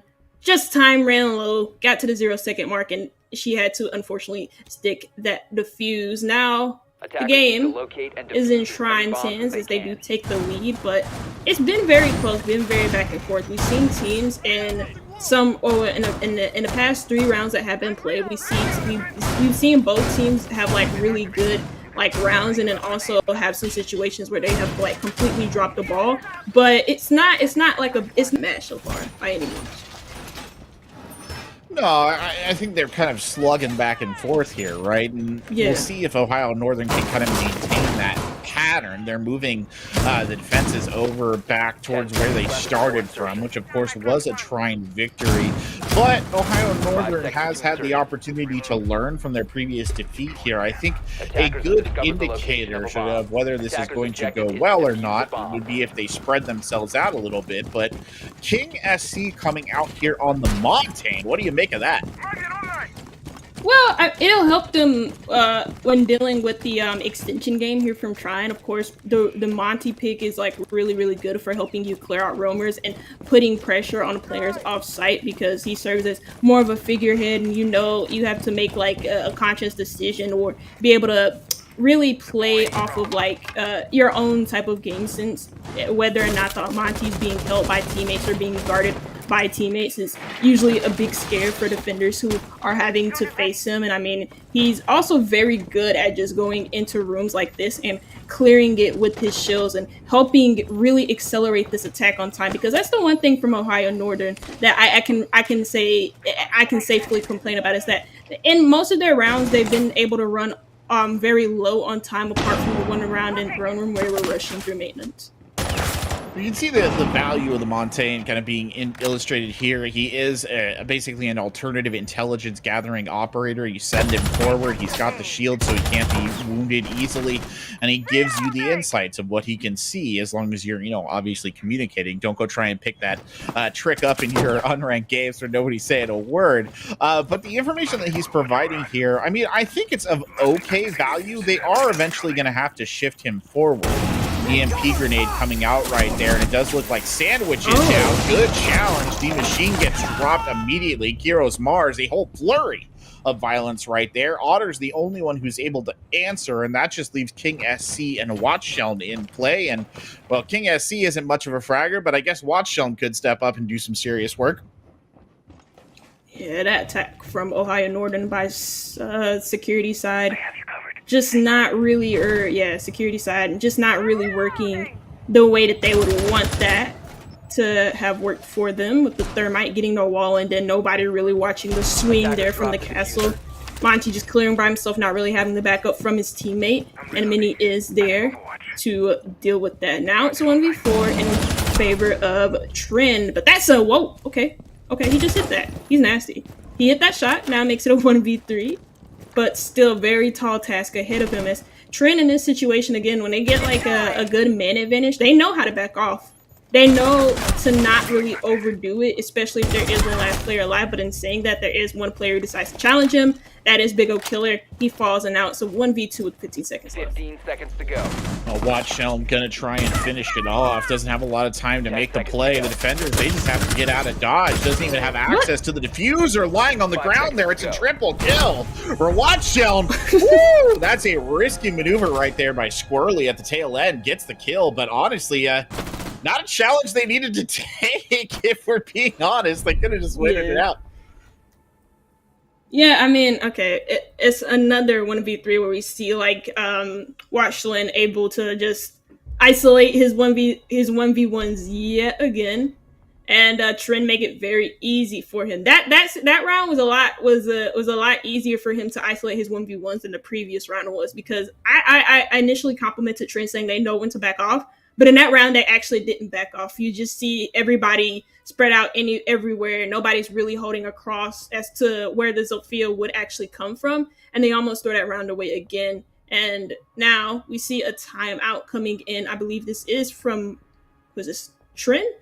And they want to talk things over. Both rounds got very, very close. So I imagine both teams have things that they want to talk about. But Ohio Northern, I mean, Corbeck, what do you think is going through their mind at the moment? It's a frustrating situation to be in.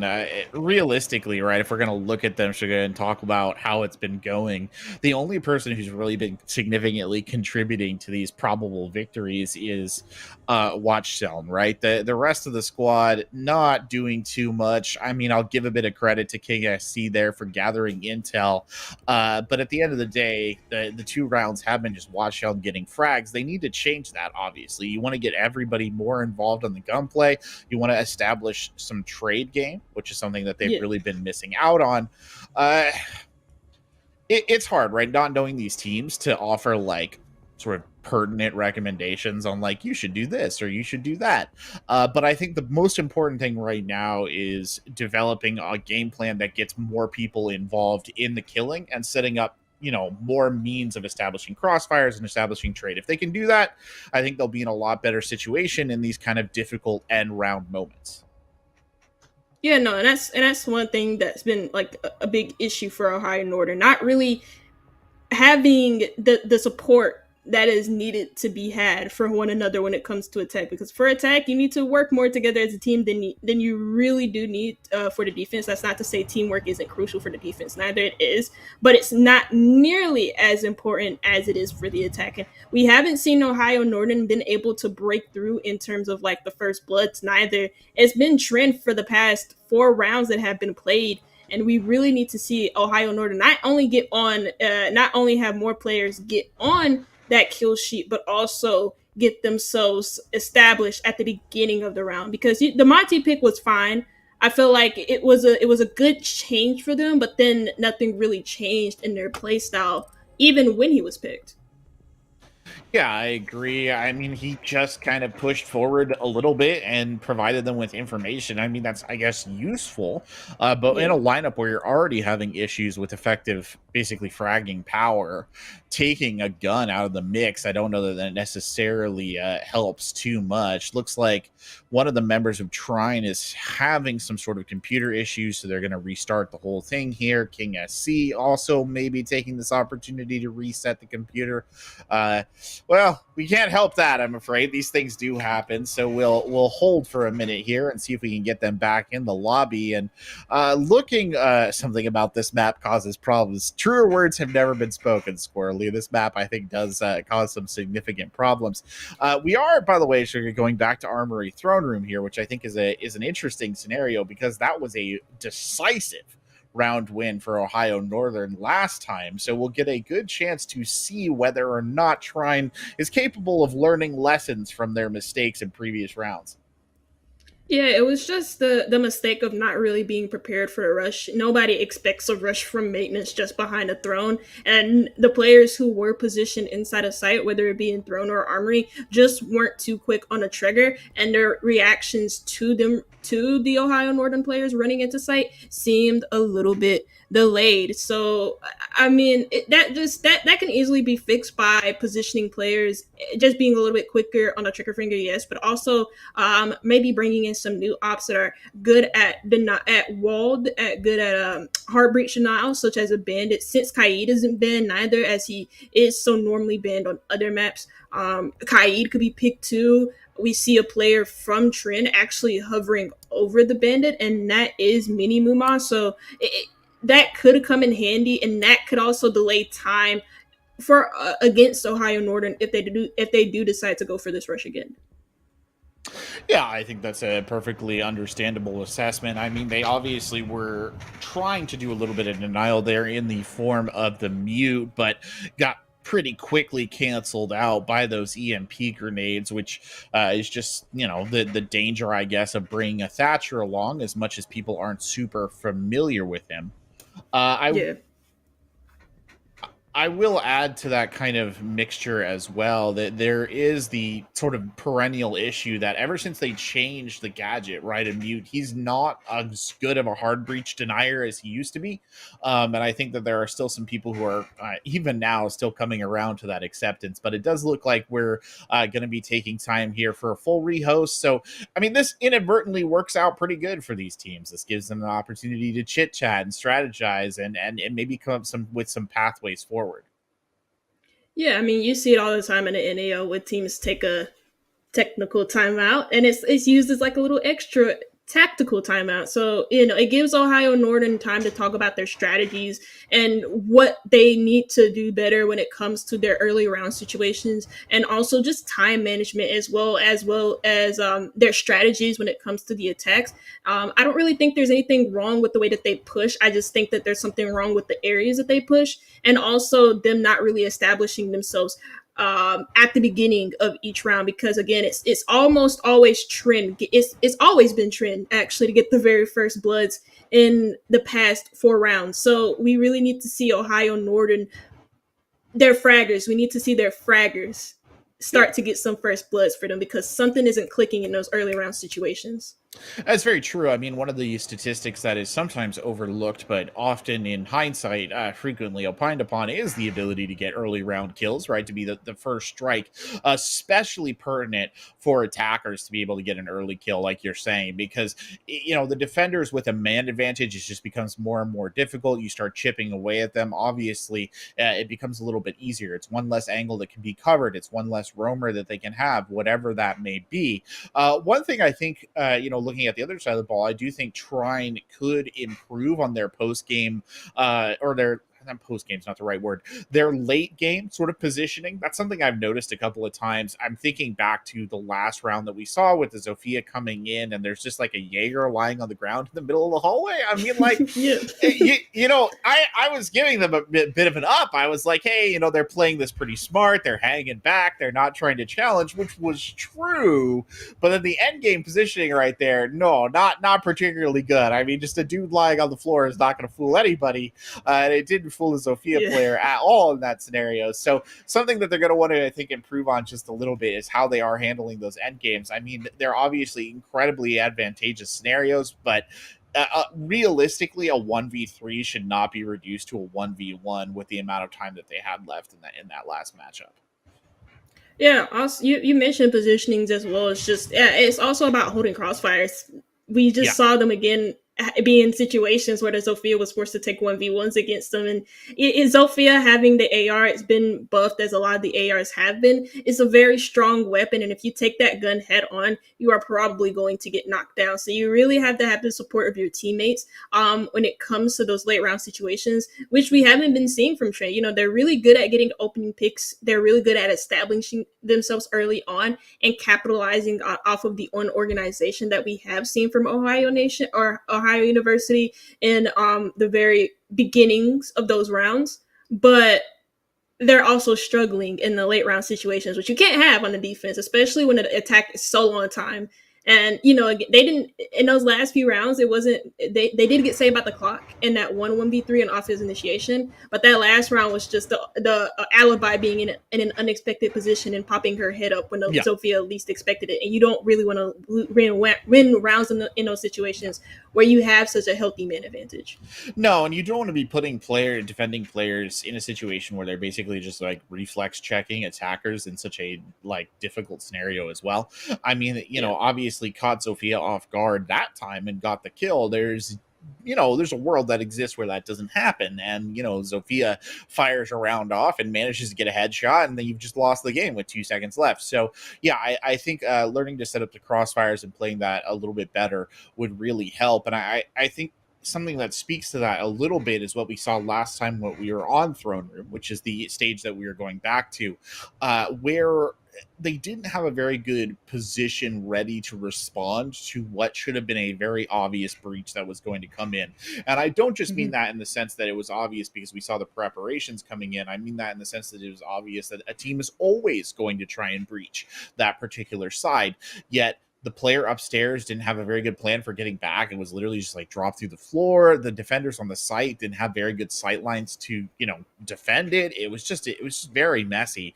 The best that they got out of it was somebody wrapping back through the hall. So that's when I say, like, we'll get a good chance now to see if Trine has learned from their previous mistakes, the way in which they set that up. And it kind of applies as well to Ohio Northern, because and I said it at the end of the round and I say it again, I just don't think you can run that like lightning strike breach again. I just don't think it'll work. They'll be anticipating it this time. Yeah, you know, fool me once, shame on you. Fool me 3 times or fool me 2 times, I can't put the blame on you. Fool me 3 times, F the peace sign, load the chopper letter in on you. That's a J. Cole song. I really like that lyric. That's probably one of my favorite ones.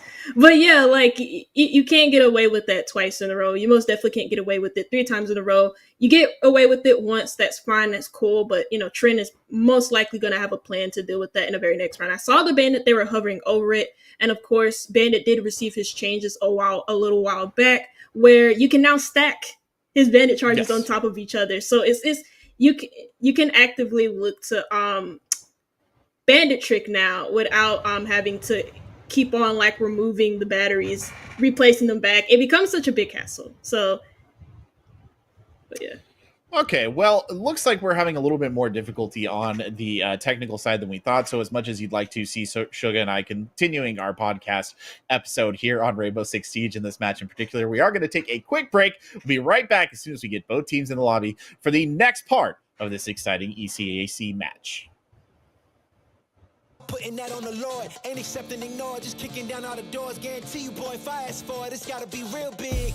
I gotta make it just for my kids and for their kids' kids. That's wealth years and years. Promise my brother soon as he out and finished his bid, we finna do it bigger than anybody ever did. The odds is real big, jobs that's real big. Satan trying a little, my God is real big. Stayed up on the ground and the cars is real big. I gotta do it big, the only way that I can live. And I promise I'm trying to. Before you count me out, homie, let me remind you. They was blocking the shine, now I think it's my time to. Counting them dollar signs like lights, they'll blind you. Let me rewind to back when I was broke and I couldn't acquire 2 cents. And now I got 2 rents. They was sleeping on me, homie, must have got too big. Call my phone, I be like, who this? Damn right, hell yeah, I'm brand new. Smell like Canton. I'm fresh forever like canned food. Try and tell me what I can't do. I wanna see the world, my vision on Shamu. That mean I got goals that's real big, foes that's real big. Y'all offer too little, sorry, my soul is real big. Coming into the ring with blows that's real big. I gotta do it big, that's the only way I can live.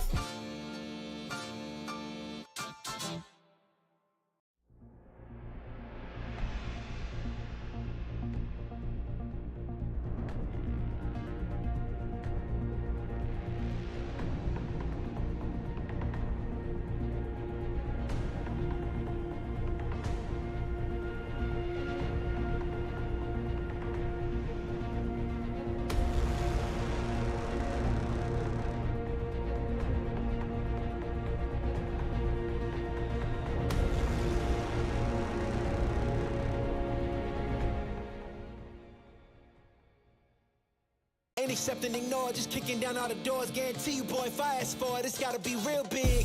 I gotta make it just for my kids and for their kids' kids. That's wealth years and years. Promise my brother soon as he out and finished his bid, we finna do it bigger than anybody ever did. The odds is real big, jobs that's real big. Satan trying a little, my God is real big. Stayed up on the ground and the cars is real big. I gotta do it big, the only way that I can live.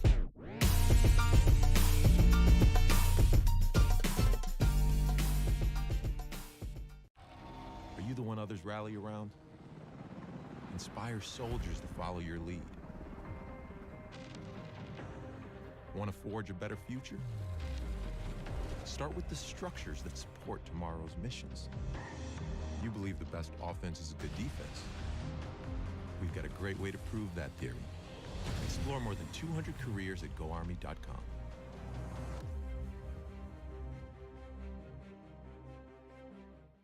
Hey man, I just can't find a comfortable headset. I mean, I've tried everything. Literally everything. Sheesh, my brother. I got you. The HyperX Cloud 2 Wireless. Legendary comfort goes wireless. That is comfortable. Are you the one others rally around? Inspire soldiers to follow your lead. Explore more than 200 careers at GoArmy.com.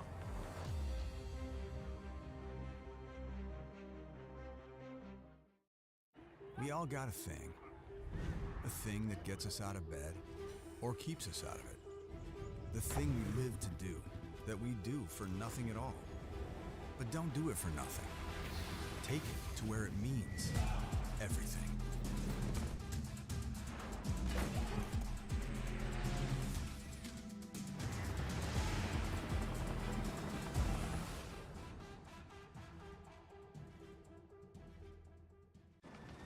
Becoming a leader is a choice. So if you want to learn to make big decisions, start with this one. Decide to lead.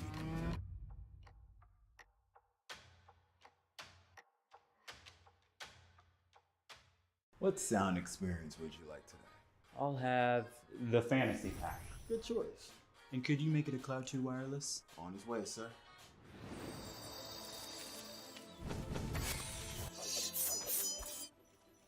Sounds amazing. The HyperX Cloud 2 Wireless. Legendary comfort goes wireless.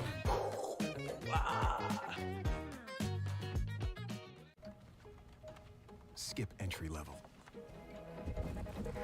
Decide to lead as an Army officer.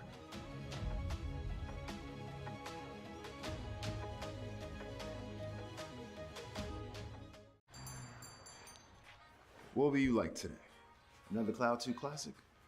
I'll stick with the usual. Maybe take a little bit off the sides.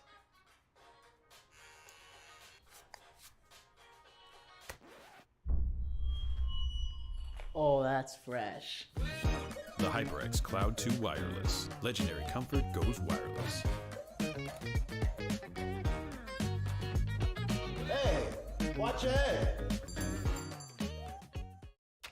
You think knowledge is a powerful weapon? Here, you'll have plenty of ammo. Look to science to solve problems? Wield a microscope to confront global threats. You sometimes dream in code? Become a cyber attacker's worst nightmare. Explore more than 200 careers at GoArmy.com.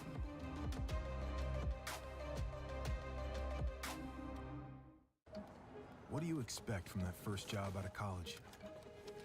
Working your way up from the bottom? Instead, how does this sound? Starting in a guaranteed leadership position with people who look to you for guidance because you're trained to give it and make important decisions in critical situations. Skip entry level. Decide to lead as an Army officer.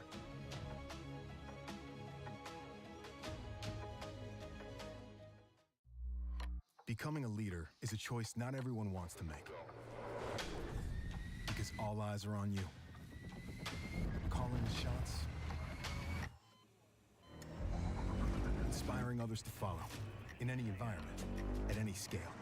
It's not for everyone, but if you want to learn to make big decisions, start with this one. Decide to lead as an Army officer.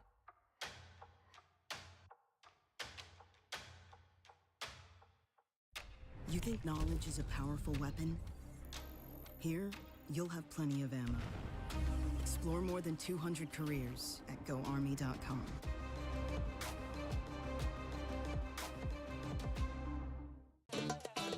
Y'all think too small, I got big dreams. You just starting, I'm way ahead at the end scenes. Started reading and dodging all of the quick schemes. Money like your Spotify, boy, I got 10 streams. And I'm still looking for more. My people, they got a soar, I'm putting that on the Lord. Ain't accepting, ignore, just kicking down all the doors. Guarantee you, boy, if I ask for it, it's gotta be real big. I gotta make it just for my kids, and for their kids, it's kids. That's wealth, years and years. Promise my brother, soon as he out and finished his bid, we finna do it bigger than anybody ever did. The odds is real big, jobs that's real big. Satan trying a little, my God is real big. Stayed up on the ground on the cars is real big. I gotta do it big, the only way that I can live. And I promise I'm trying to. Before you count me out, homie, let me remind you. They was blocking the shine, now I think it's my time to. Counting them dollar signs like lights, they'll blind you. Let me rewind to. Back when I was broke and I couldn't acquire 2 cents, and now I got 2 rents. They was sleeping on me, homie, must have got too big. Call my phone, I be like, who this? Damn right, hell yeah, I'm brand new. Smell like Canton. I'm fresh forever like canned food. Try and tell me what I can't do. I wanna see the world, my vision on Shamu. That mean I got goals that's real big, foes that's real big. Y'all offer too little, sorry, my soul is real big. Coming into the ring with blows that's real big. I gotta do it big, that's the only way I can live.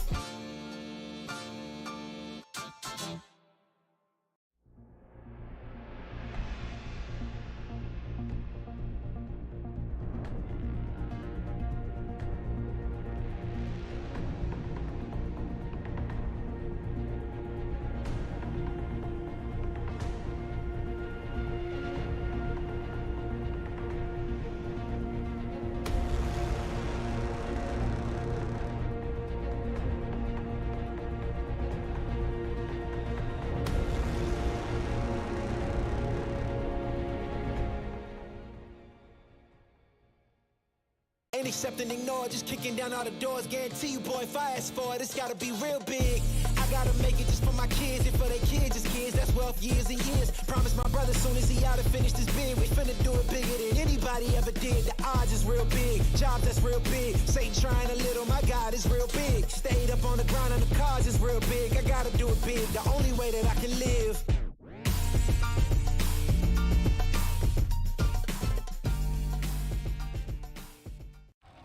Are you the one others rally around? Inspire soldiers to follow your lead. Want to forge a better future? Start with the structures that support tomorrow's missions. You believe the best offense is a good defense. We've got a great way to prove that theory.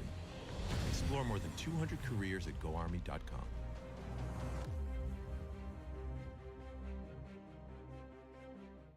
Hey man, I just can't find a comfortable headset. I mean, I've tried everything. Literally everything. Sheesh, my brother. I got you. The HyperX Cloud 2 Wireless. Legendary comfort goes wireless. That is comfortable. Are you the one others rally around? Inspire soldiers to follow your lead. Explore more than 200 careers at GoArmy.com. Hello, ladies and gentlemen, and welcome back here to the ECAC Week 3 of Rainbow Six Siege. I'm Corbeck, alongside me is Suga, and we are bringing you a match between Northern Ohio University and Trine University. We had to take a quick break there for a technical issue, but it looks like everything is good and back on board. Hopefully, in just a second, we'll be jumping back into our game, which is Theme Park, and I believe, Suga, correct me if I'm wrong, we're about 5 rounds in? Bang, right on it. About 5 rounds in, 4 rounds played. So, you know, your math's correct. You got it. I see you.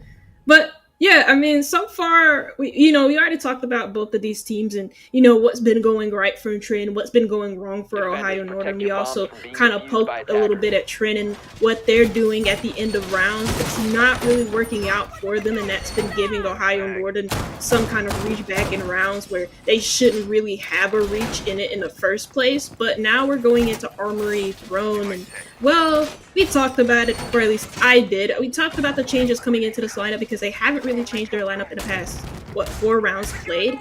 Now we see 2 new operators in the Echo and Bandit. Yeah, they're definitely making those shifts based on what happened here last time. So the adaptability is there. The Echo, I think, is a bit of an interesting choice. I'm assuming that maybe is a pick to try and stuff a breach, right? Get the drone in there and use those concussions to hold them back. Still a little bit just a little bit curious that neither of these teams, well, I guess we've actually, never mind, Trine, has not taken the option of bringing in a Valkyrie yet, who I still feel would be a very effective pick for them in helping provide just a ton of information. But you can see already from the setup here that Ohio Northern is not going to engage in the same kind of rush strategy, so they've learned a little bit as well. Looks like we're going for a more stereotypical top entrance and then kind of a horizontal clear to add to that as they attempt to set up an opportunity to at least establish one breach. Yeah, I mean, it's a good decision from Ohio Northern. It's the most obvious decision not to go for the same thing a rush yet again, because those type of things just don't work out 2 times in a row. The Bandit though is on the top floor instead of playing on site as I thought he would have, but it is Squirrel to find the first 2 kills on this top floor extension, taking out King last before falling down to Watchland on the Sophia at the top of Arcade. Well, 3-4 will be where it stands after that brief exchange of violence. They will finally establish a practical breach right there, but maybe, just maybe, it's a little too late. Din Machine now sweeping it out. They've at least taken one side of the shield out of the equation. Should be a bit of an advantage for them. Sandwich going to be the one to challenge. Won't be able to land a shot, though, as he's firing over the back of Throne. Can't quite find it. It's Marquini who's stuck over there. Not really in a position to bring those yokais to bear, so just kind of has to hang out and wait and hope that maybe Big A Killer has got a good crossfire, or even Mini Moo who's challenging around that shield. Brave move. Brave move. I mean, he's very low in HP. Just feels like maybe there's no point in just hiding, maybe just taking the fall here for his teammates. What I like so far from Trine in this round, or Trine, sorry, that worked out for them on the roam was the support they had for one another. Of course, Squirrely dies, but Mini Muma faced a lot of trouble on the second floor roam alongside him, and as soon as he started to get damaged, Squirrely just kicked right into gear, just like how Martini at the back of Throne is kicking right into gear, finds the kill into Sandwich, making this into a U4 and Trine. The rest of them are still on site. No real impact is being felt from the Sophia on the second floor, as the Thermite just flashes himself, runs to the other side of barrels. Again, not really a lot is given to Ohio Northern in this 2v4.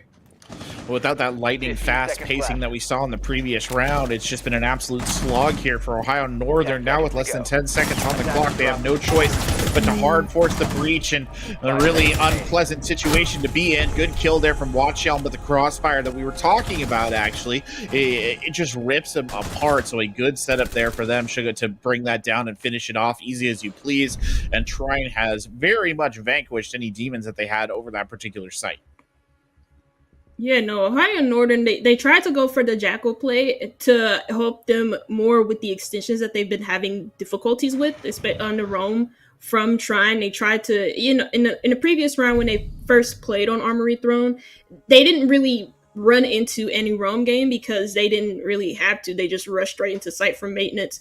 But in that round, they tried to deal with the roam. They tried to get vertical control, but two players fell to one player, and you don't really like to see that. And on top of that, your Jackal is actually the first depth as well.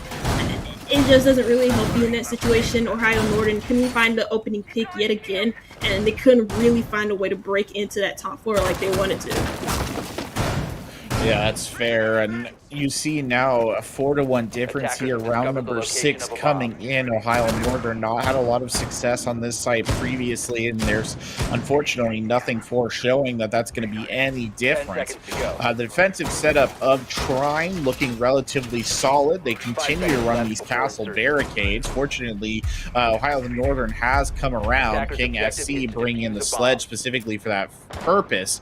But the kill differential on their side, these numbers obviously not accurate right now, but you do still see last round the only person who put up any kills was Watchelm, and that I think is pretty much supporting what we saw earlier. The other members of Ohio Northern were really struggling to get the guns going.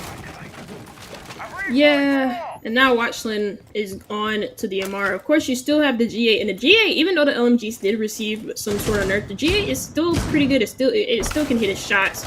So maybe we'll see Watchelm be able to pull something out of the magician's hat here. But at the moment, I'm struggling to find a way for the MR to be effective, as they do take quick control of Brave Room. They claim that space they're already in.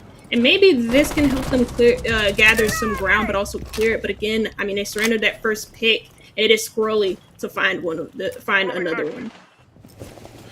Right, and Sandwich now approaching forward at 3v5 here. Another sort of interrupted attack for Ohio Northern. They just can't get those early kills in the box.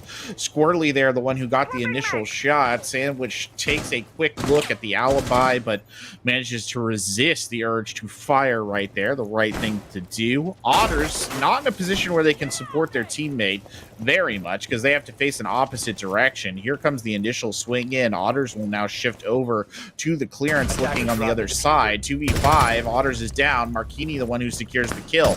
Sandwich looking back the opposite direction, and there's the leap around the corner from Big O Killer, and that will be the end there. Trine making it look easy here on Theme Park defense.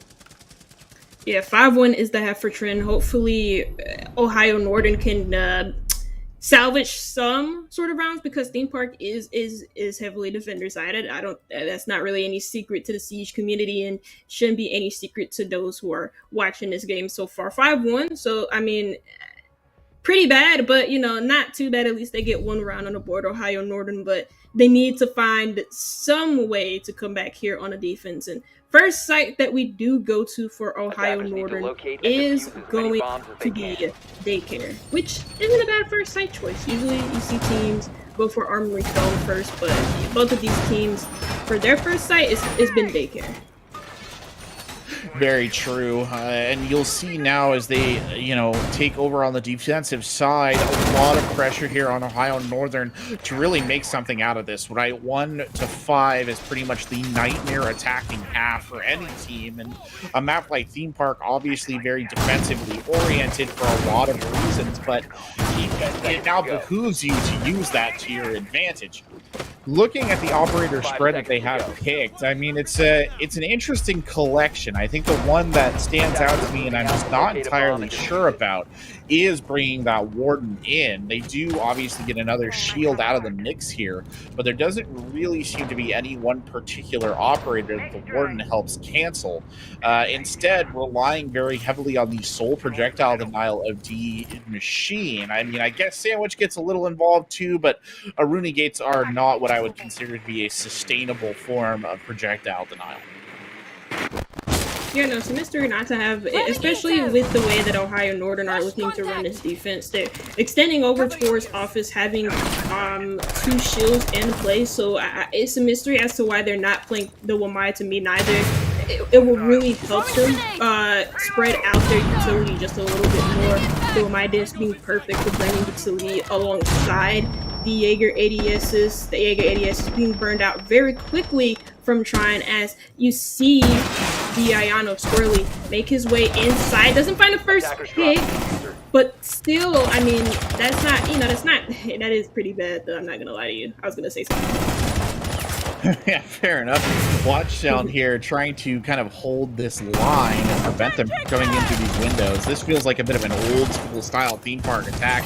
Everybody stacked up on that side of the map trying to push their way in. I actually haven't seen this in quite some time, basically since the map was remade, but you can see the situation developing here for Watchdown getting slowly closed off. He'll still manage to get a quad kill out of the mix. Amazing play right there by the defender. The CX Storm coming in big, and that might have actually just punched Ohio Northern's ticket to a round win here, as the only member of Trine left is Big Okilla stuck up on the roof.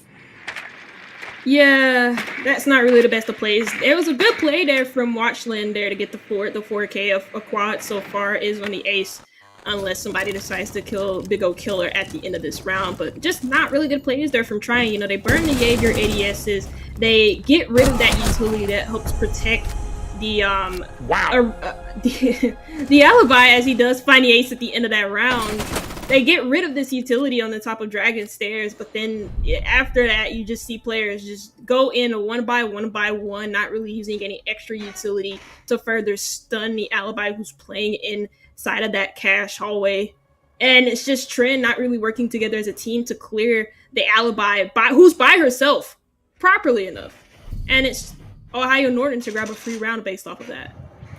Yeah, a very good closeout there by the alibi. Gets that 5K in the ace on the backside of that round. Nearly got stolen right there, by the way, from Watchell, but they got it back on the other side, so good for them. And now the site rotation coming in. They're looking downstairs now as they go, I believe, to Armory and Throne Room this time. And another sort of interesting defensive setup. No projectile denial. Absolutely none.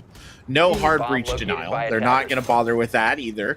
A lot of traps and some area denial mixed into this, I think, in between the castle and the Tashanka. 10 seconds left before... Not sure that I rate this setup very much. It's a weird one. I'm only going to assume that this is going to be very aggressive and very roam heavy. I feel like that's the most sensible way to use this mixture of operators. Yeah, I mean, you can tell with the way that Ohio Northern is positioned around the map that this is an extremely heavy roam heavy setup that they have, especially with the Oryx in the mix playing on the top floor and being able to rotate through that office hatch into tellers, where you see the Ayana clone go right in and scan out. If Trine or trying to figure out that site is mainly clear apart from the Tachanka, they can just find a way to isolate the Tachanka who's by himself in throne, get this maintenance wall open, kill him, and then just plant, because there's no way that Trine are going to be able to deny this with the positions that they're in on this top floor. Correct, yeah, there's no way they can get back there in time. I mean, it's just a simple distance matter, and despite having a pretty big spread of roamers, it does feel like Trine is making a decent entry push here. Otter's dying almost immediately. They've got the breach in, and this is where the Tachanka does come in handy. Unfortunately, the other members of Ohio Northern are not able to win their individual gun battles. You see them get taken out one by one. That leaves just D-Machine, and he's the only one left. He gets the headshot kill right there and then rotates back to the other side of Armory, but he's basically just counting time until his inevitable doom. Yeah. Stuck between a rock and a hard rock. The fuse goes down, is gonna wait for the diffuser, or the person to defuse to play. Well, whack-a-mole with him, and he does whack him on top of the head. Big O Killer's down, and now we are in a 1v3. But he has 3 more players to find, exit his way out of split. Narrowly dodges the player who was to the right side of the doorway, right next to split in throne room. And now he's in the hallway. But again, Trine are playing this perfectly safe, perfect, and they find themselves on match point with what seems to be Ohio Northern taking a tactical timeout. And I will just add here, I think that the strategy of kind of spreading the operators out, running all the traps, kind of taking the individual battles, I totally get that, right? As an idea, it makes sense that they're going to try and do that. I think the inherent problem is that the gun skill for Ohio Northern has just not been there. And if you're going to run those very individualistic, like lone wolf cops, you have to be able to secure kills, right? You have to be able to win your ones. And I don't think that the majority of the Ohio Northern roster has necessarily demonstrated their abilities to win their ones against Trine, which is why I think you saw that collapse. They had all the right pieces in place. They even had the right scenario with Tachanka. Shumika's kind of blocking off the doorway. That was supposed to give time for the roamers to rotate back in. And instead, they just kind of got in gunfights and got absolutely thrashed. And it just doesn't work out. And now you're sitting on match point. Yeah, and that's been the story here for Ohio Northern, is not really finding a way to better benefit themselves as a team, as a unit, but rather try and benefit themselves as individuals. There hasn't been, of course, on their attack, the main issue was just not finding enough early picks and not always being in a really good position to support one another. Every time Trine would find an opener, Ohio Northern would try and find a trade, and if they did, it would be Trine to find 2 kills back with no immediate refrag. So, hopefully we see something a little bit more consistent from Ohio Northern when it comes on the teamwork side of things, as we do go into Drug Lab. Not a favorite site choice from the defenders, but Ohio Northern choose it nonetheless. Yeah, heading down to the lab site, it's a very interesting choice. Usually a team is only going to play this if they have a genuine, honest, this is the strategy we always use here kind of setup. Otherwise, you're just setting yourself up for a very difficult scenario. And the fact that they actually don't even seem to really have a defender on the site proper, they're literally all positioned off, is, again, sort of got shades of the disaster of Armory thrown on it, right? They're super spread out, but you can see already the attackers have made inroads. And you've got to either collapse on this early or you've got to catch them on the site. You don't have a lot of other options here. Yeah, I mean, for Drug Lab storage, you don't necessarily want to play on site because it is suicide. So an extension from Ohio Northern isn't a real big issue. It's just, I don't think this is a good site choice for them because, like you said, they haven't been able to win their ones. And Drug Lab storage is a site where defenders have to win their ones 110% because the attackers will just run all over you. They'll run inside of sight. But, speaking of one, Sandwich is able to win his first ones, and that's onto Martini. That draw for the board, Heart Breach not being a necessity, but still a good pick nonetheless. Well, Sandwich is traded right back there by Kyrios Mars. We'll get him down. Kyrios Mars pushing hard here. It looks like they've kind of forsaken the idea of the hard breach, at least momentarily. Kyrios here swinging out along, looking back over towards one of the other rooms to see if he can find any of the defenders poking their heads out. But Ohio Northern playing this very cautiously indeed. Watch Shell there, jumps out of cover, takes Kyrios down, and now a 4v3 scenario on the cards here. Make it a 3v3 though, because Squirrely quickly evens it right back up. Just about a minute left on the clock here. These two teams equally matched on match point. Yeah. See Trine take the time to just slow it down a little bit for them. They have a minute left to go, so you know, not too much time, but at the same time, just good enough for them to be able to slow down the pace just a little bit, get a little bit of intel, have some sort of knowledge of what's going on in and around the site. There is still a player on the top floor, and I don't think Trine know about it, so the Aruni could be very useful here, but they need to find a way to support their teammates quick and fast, because that Jackal ping came out. They know that there's only one player on site, and if the castle is going to be down early, that may spell trouble. And there you go, it's a 2v1, but there goes Watchline on the yellow stairs. Can't find a second, and Trine take map number 1. Otters did a good job right there holding him in place, and then it was all down to the fragger of the team, Watchhelm, to get back in there and make some, you know, big plays. Unfortunately, the trade game ultimately what dooms them there. Should the one thing that they have been struggling with so much across the entirety of that theme park map, and it is what bites them in the end. Yeah.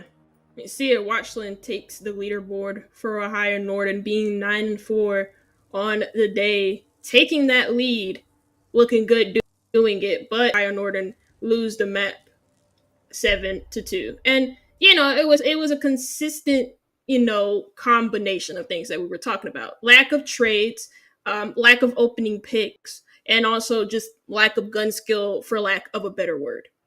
Yeah. I agree across the board. I mean, these are the good thing here for Northern Ohio is these are things that they now know, and hopefully they can take steps to fix. It is, after all, only week 3. But before we can start talking about final results, we do have one more map to play. It'll be Chalet up next here on ECAC right after this break.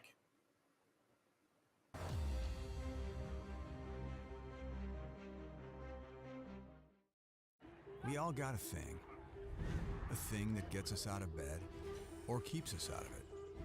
The thing we live to do, that we do for nothing at all. But don't do it for nothing. Take it to where it means everything.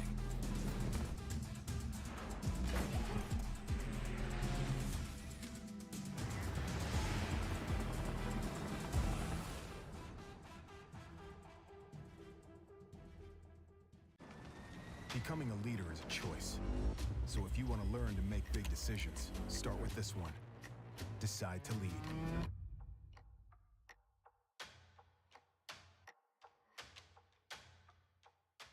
What sound experience would you like today? I'll have the fantasy pack. Good choice. And could you make it a Cloud 2 wireless? On his way, sir.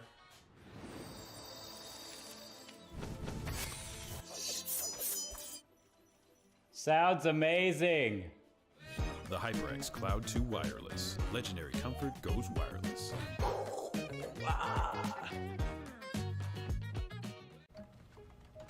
Skip entry level. Decide to lead as an Army officer.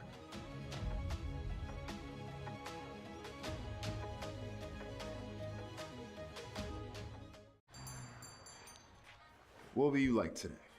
Another Cloud 2 classic? I'll stick with the usual. Maybe take a little bit off the sides.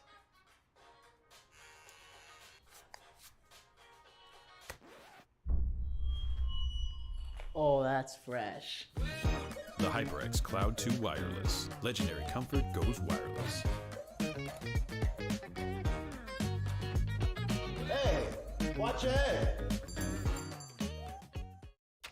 You think knowledge is a powerful weapon? Here, you'll have plenty of ammo. Look to science to solve problems?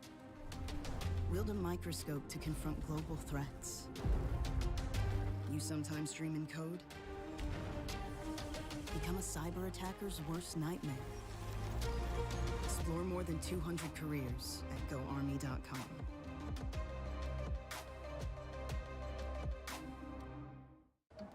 What do you expect from that first job out of college? Working your way up from the bottom?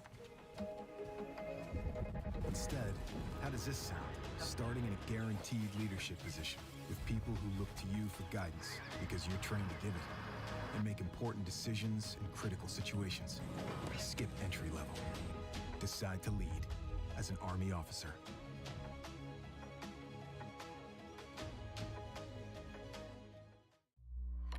Becoming a leader is a choice not everyone wants to make. Because all eyes are on you. Calling the shots. Inspiring others to follow. In any environment. At any scale. It's not for everyone. But if you want to learn to make big decisions, start with this one. Decide to lead as an Army officer.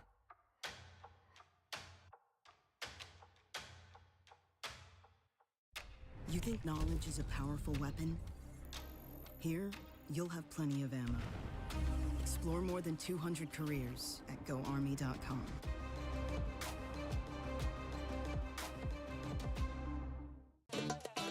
Y'all think too small, I got big dreams. You just starting, I'm way ahead at the end scenes. Started reading and dodging all of the quick schemes. Money like your Spotify, boy, I got 10 streams. And I'm still looking for more. My people, they got a soar. I'm putting that on the Lord. Ain't accepting, ignore, just kicking down all the doors. Guarantee you, boy, if I ask for it, it's gotta be real big. I gotta make it just for my kids and for their kids, just kids. That's wealth years and years. Promise my brother soon as he out and finish this bid, we finna do it bigger than anybody ever did. The odds is real big. Jobs that's real big. Satan trying a little, my God is real big. Stayed up on the grind on the cars is real big. I gotta do it big. The only way that I can live. And I promise I'm trying to. Before you count me out, homie, let me remind you. They was blocking the shine, now I think it's my time to. Counting them dollar signs like lights, they'll blind you. Let me rewind to. Back when I was broke and I couldn't acquire 2 cents. And now I got 2 rents. They was sleeping on me, homie, must have got too big. Call my phone, I be like, who this? Damn right, hell yeah, I'm brand new. Smell like Canton. I'm fresh forever like canned food. Try and tell me what I can't do. I wanna see the world, my vision on Shamu. That mean I got goals that's real big, foes that's real big. Y'all offer too little, sorry, my soul is real big. Coming into the ring with blows that's real big. I gotta do it big, that's the only way I can live.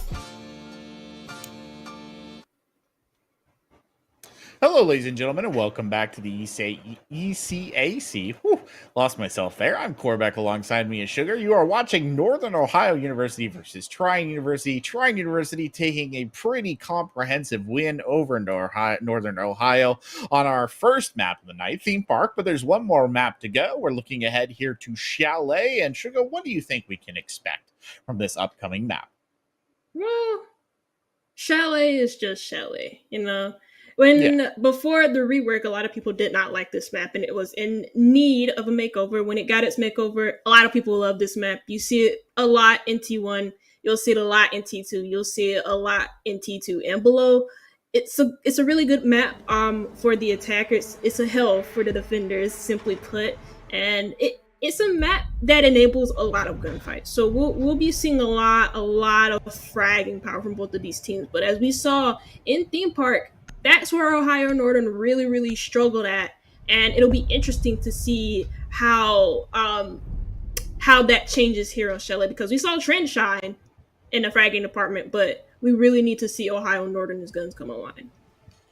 Yeah, I agree, and already starting off in kind of a bit of a strange area. Zero getting banned here early on, not something I think I expected to see. He's not a typical ban choice. In fact, this is the first time I think I've ever actually seen Zero get banned, and I don't know if that's a targeted thing. Maybe Ohio Northern knows something about the way Trine likes to play this map that we don't, but that's leaving some very powerful operators on the attacking side on the board. Obviously, Flores getting dropped. Now, that's far more sensible. The Rateros on this map in particular are very strong. Mira going again, which is reminiscent of the Theme Park map, and obviously she's a popular ban choice. Might see Valkyrie go here, but Ohio Northern seems to be playing off their own script, so it'll be Wamai who gets taken out. And that's a more sensible ban right there. So, good to be honest, because Wamai is a key part of a couple of standard defensive setups on this map. Yeah, you think to bar gaming, he's not really good for on-site play, he actually is for like the pantry. But if you really want to have him aid you on in the extension, you could set him up with the shield on the top of library stairs in that hallway by right by the window on top of the stairs. And he's really good at holding onto those power positions. Flores is really good at removing those. So, defense wants to have an easier time at holding those positions, and with Flores off the board, it does make it a little bit easier. Zero is a mystery to me. Obviously, he has his cameras, plus the hard breach gadget, plus 2 decent guns. And on a map like Chalet, those cameras can be invaluable to the attackers, but He's most commonly banned on maps like Bank, where it's a big, wide open map, and you can make use of a lot of intel. Whereas on Chalet, it's mainly about how you clear the extensions and how you deal with certain power positions around the map. Yeah, very good point about dealing with power positions. So much of the battle on this map does come down to taking just a select few places. I'm thinking, for example, of the upstairs corridor by library. That's a classic one that gets taken down. But I will be honest, Ohio Northern is showing us, I would not call it a stereotypical defense by any stretch of the word. Some interesting shield placement online here as well. And they actually have 3 shields in the pocket for this, which is a lot of shielding that they can use to set up a lot of difficult hardpoints to attack. So that's something that you're going to want to keep an eye on here as you see Trine begin to make their way in. Going Bomb located by for more of a not really a default. You see most of the players coming in through basement as they make their way inside of the site, trying something new, and that something new has worked because, well, Squirrely's already in sight. They already are trying to get this user down. Echo is going to die, and a flurry of kills go out in Trine's favor. The fuse is down, and now Ohio Northern are forced to scramble. It's a pattern that we've seen before here where they set up these very disparate defensive positions, and then you just see Trine kind of punch their way through right into the heart of it. And now they're fighting their way back on. It's a 2v2. D-Machine gets one down, can't pick up the second one though. Watch Sheldon trying to play from above, having to rotate down the stairs to come back into this. Watch Sheldon gets caught from a crossfire. Didn't see Mini Muma here hiding behind the couch. D-Machine can't fight their way back in, and it will be a win for trying to start things off. Ohio Northern just not capable of mustering the defense they needed right there. Yeah, no, it was a unprecedented, like unexpected, that's the better word. Unexpected push there from Trine coming in from the basement, making their way inside a bar, getting that opener, and then just planting in an uncommon spot as well. Something that Ohio Northern obviously didn't expect and obviously weren't prepared for. They were prepared to take gunfights on the second floor. They were prepared for Trine to go for a second floor clear. But they didn't. They completely fooled Ohio Northern. They completely played y'all. And now, well, Ohio Northern not really wanting to go for that same site again, going to the basement instead. But also, I want to give my hats off to Trine for that round because again, that was such an unexpected push, even from me just to watch that, and it completely caught Ohio Northern off guard. Yeah, it really did catch them off guard. They did not have a particularly good response for something that, they themselves had directed towards Trine's side when we were over on Theme Park with their rush of armory. Now going over to the basement, and you've got to realize if you're sitting on the side of Ohio Northern that the disparate defenses are just not going to work. But looking at the setup here, it's another, again, very spread out defense. So this is a site where the rush in is almost quintessential, right? Coming through the garage door, a lot of higher level teams have kind of moved away from it because it's so apparent. But Ohio Northern has definitely put themselves in a very dangerous position here by having their defenders so spread out. Yeah, I mean, they also, the way that they're positioned as well, they have vertical vert holes, vert angles on the middle and second floor, and so if Trine were to go for this, they should be prepared on the vertical angles. You also have something here to set up horizontally, so if they do go for this rush, do Trine, then this could end badly for them because nitro cells, or actually they only have the one nitro cell to mute. Mini Muman just killed his own teammate. There goes the nitro cell being exploded. There goes the response there from Ohio Northern as one player is down, 2 players are out, and now 3 players are out for Trine. Well, it's going well for Northern Ohio, or Ohio Northern. It didn't necessarily look like it was going to be that way at first, but they've certainly done a very good job of coalescing here. Now, you do have Squirrely playing on that glass, a rather unique choice in a lot of ways, and you get, I guess, the basic idea of what they were trying for here, but realistically, there's no way to make that breach of the garage door effective at all, so they'll just have to completely change the way in which they're going to do it. Squirrely going all the way over to the back side of the garage entrance here, coming in from a very different different angle to push their way on, and a similar play by Mini Muma, who's going to go for a much more direct approach here towards Wine Cellar. So still attempting to maybe play off of one another a bit, but a heck of a mountain left here to climb. You know, it's not really a lot that Thatcher and a Glass can do in this situation, especially with the Glass not having any smokes left. Diffuser in hand, and he could be easily isolated here on the flank if Squirrely's not capable of checking that out. That's such a common position to be flanked from that I feel like Squirrely would know, but at the moment, nothing really going through here. Tries to go for a one tap, but nobody's peeking him behind the shield. Ohio Northern are playing this ever so patiently with the Vigil and also the Thunderbird being ready to go on the flank. Thatcher just walks right on in, and it's 2 kills actually for Trine as they take oversight completely. Still Diffuser in the hands of Squirrely as they somehow make it work, getting that side control, but the hatch play being ever so powerful there for Sandwich. 10 seconds to Well, go. the benefit of the hatch play here, too, is that they can definitely hold on to that defuse, but it'll actually be Watch Sheldon who comes on the backside and finishes him off. And a good round for Ohio Northern there to cancel out what we saw from Trine. Do keep in mind, though, of course, on our last map at Theme Park, they did battle back for a handful of rounds before eventually Trine started to run away with it. So I think that's important to keep in mind right there. Also, Chalet is quite an attacker side of the map, so maybe even after that little bit of a slip up from Trine, which mainly came from them rushing through Garage and Ohio Northern responding perfectly to it, unlike the previous round, well, maybe they're not going to try the same thing again. They're going to be a little bit more, well, try and maybe give Ohio Northern just a little bit more respect and from them. Speaking of the next round, we are going to go ahead and go to this kitchen dining site that we see teams commonly play more nowadays along with basement. And speaking of common, an uncommon site that we don't see as much as Office, and for very good reasons, Corbett. Yeah, that top floor is just a bit of a death trap, and people try not to play it as much as they can. I've seen some teams take the plunge, but it's not very popular. It's not very easy. Theoretically, kitchen dining is much more effective.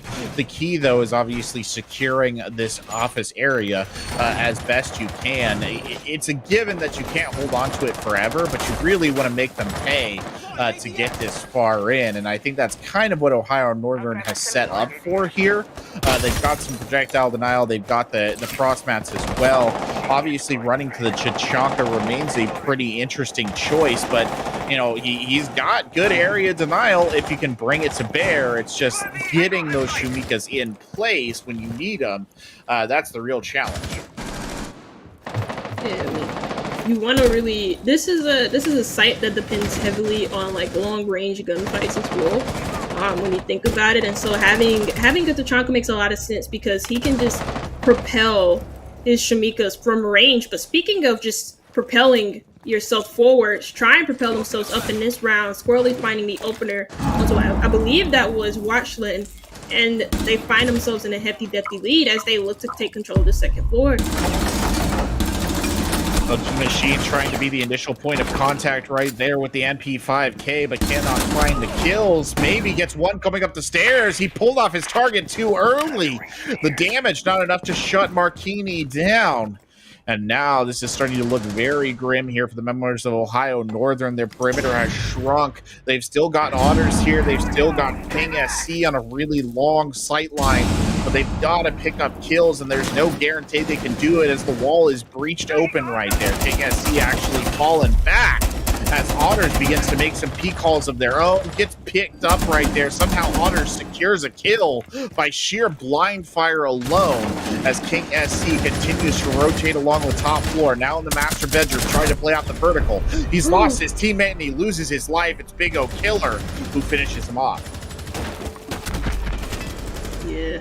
Again, trying finding the opening picks in a round, taking the map control, and just wreaking havoc on this Ohio Northern defense as they put themselves up 2-1. Now, we see Ohio Northern, they're going to go back to that same site. It looks like they're trying the same strategy, and I mean, it was just a case of them not really winning their gunfights on that top floor and just crumbling a little bit too quickly, not really having the opportunity to waste as much time as they would have wanted, but You know, that can all be fixed with some minor adjustments here. Well, Attackers have located moving a bomb. on to round number 4, Trine has picked up 2 here on the attack. Ohio Northern, though, has made a fight out of it to be sure.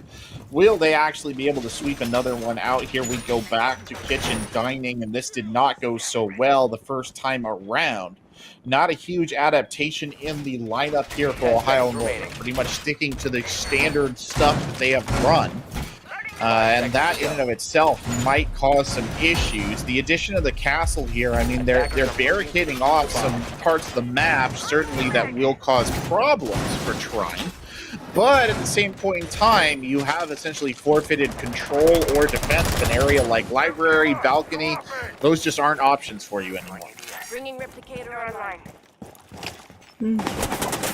Now we see Iona Clone goes in to the living room trying to get some intel. They want to get this dining room wall open pretty quickly, but also they're probably going to get office wall open pretty quickly as well, just to have some line of sight to work with on the top floor room that we see. We also see Otters, or not, sorry, Otters. I got confused by the site there.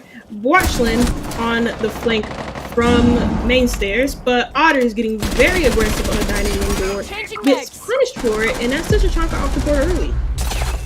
Well, unfortunately, they tried to challenge right there. Otters just got eaten alive in the gunfight, got a couple of hits in, but nothing that would really make up for his loss. D-Machine now playing that vertical hatch down from the top of Library Corridor, struggling to hold this defensive position, and it's looking increasingly more uncomfortable. Big O Killer firing a couple of rounds down the hallway there towards the defender, but nothing really can stick, getting droned out here as well, so continuing to make D-Machine's position less and less viable as we go, and every time he peeks, bullets come flying his way. You've got a feel right there. The Nitro Cell coming out will get absolutely nothing.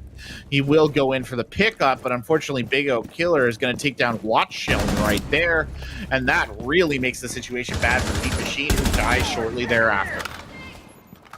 Yeah, I see Ohio and Northern trying to do too much on this defense so far. They're getting a little bit too aggressive, giving up bodies early, and it leaves the last 2 players in the defense without any real support.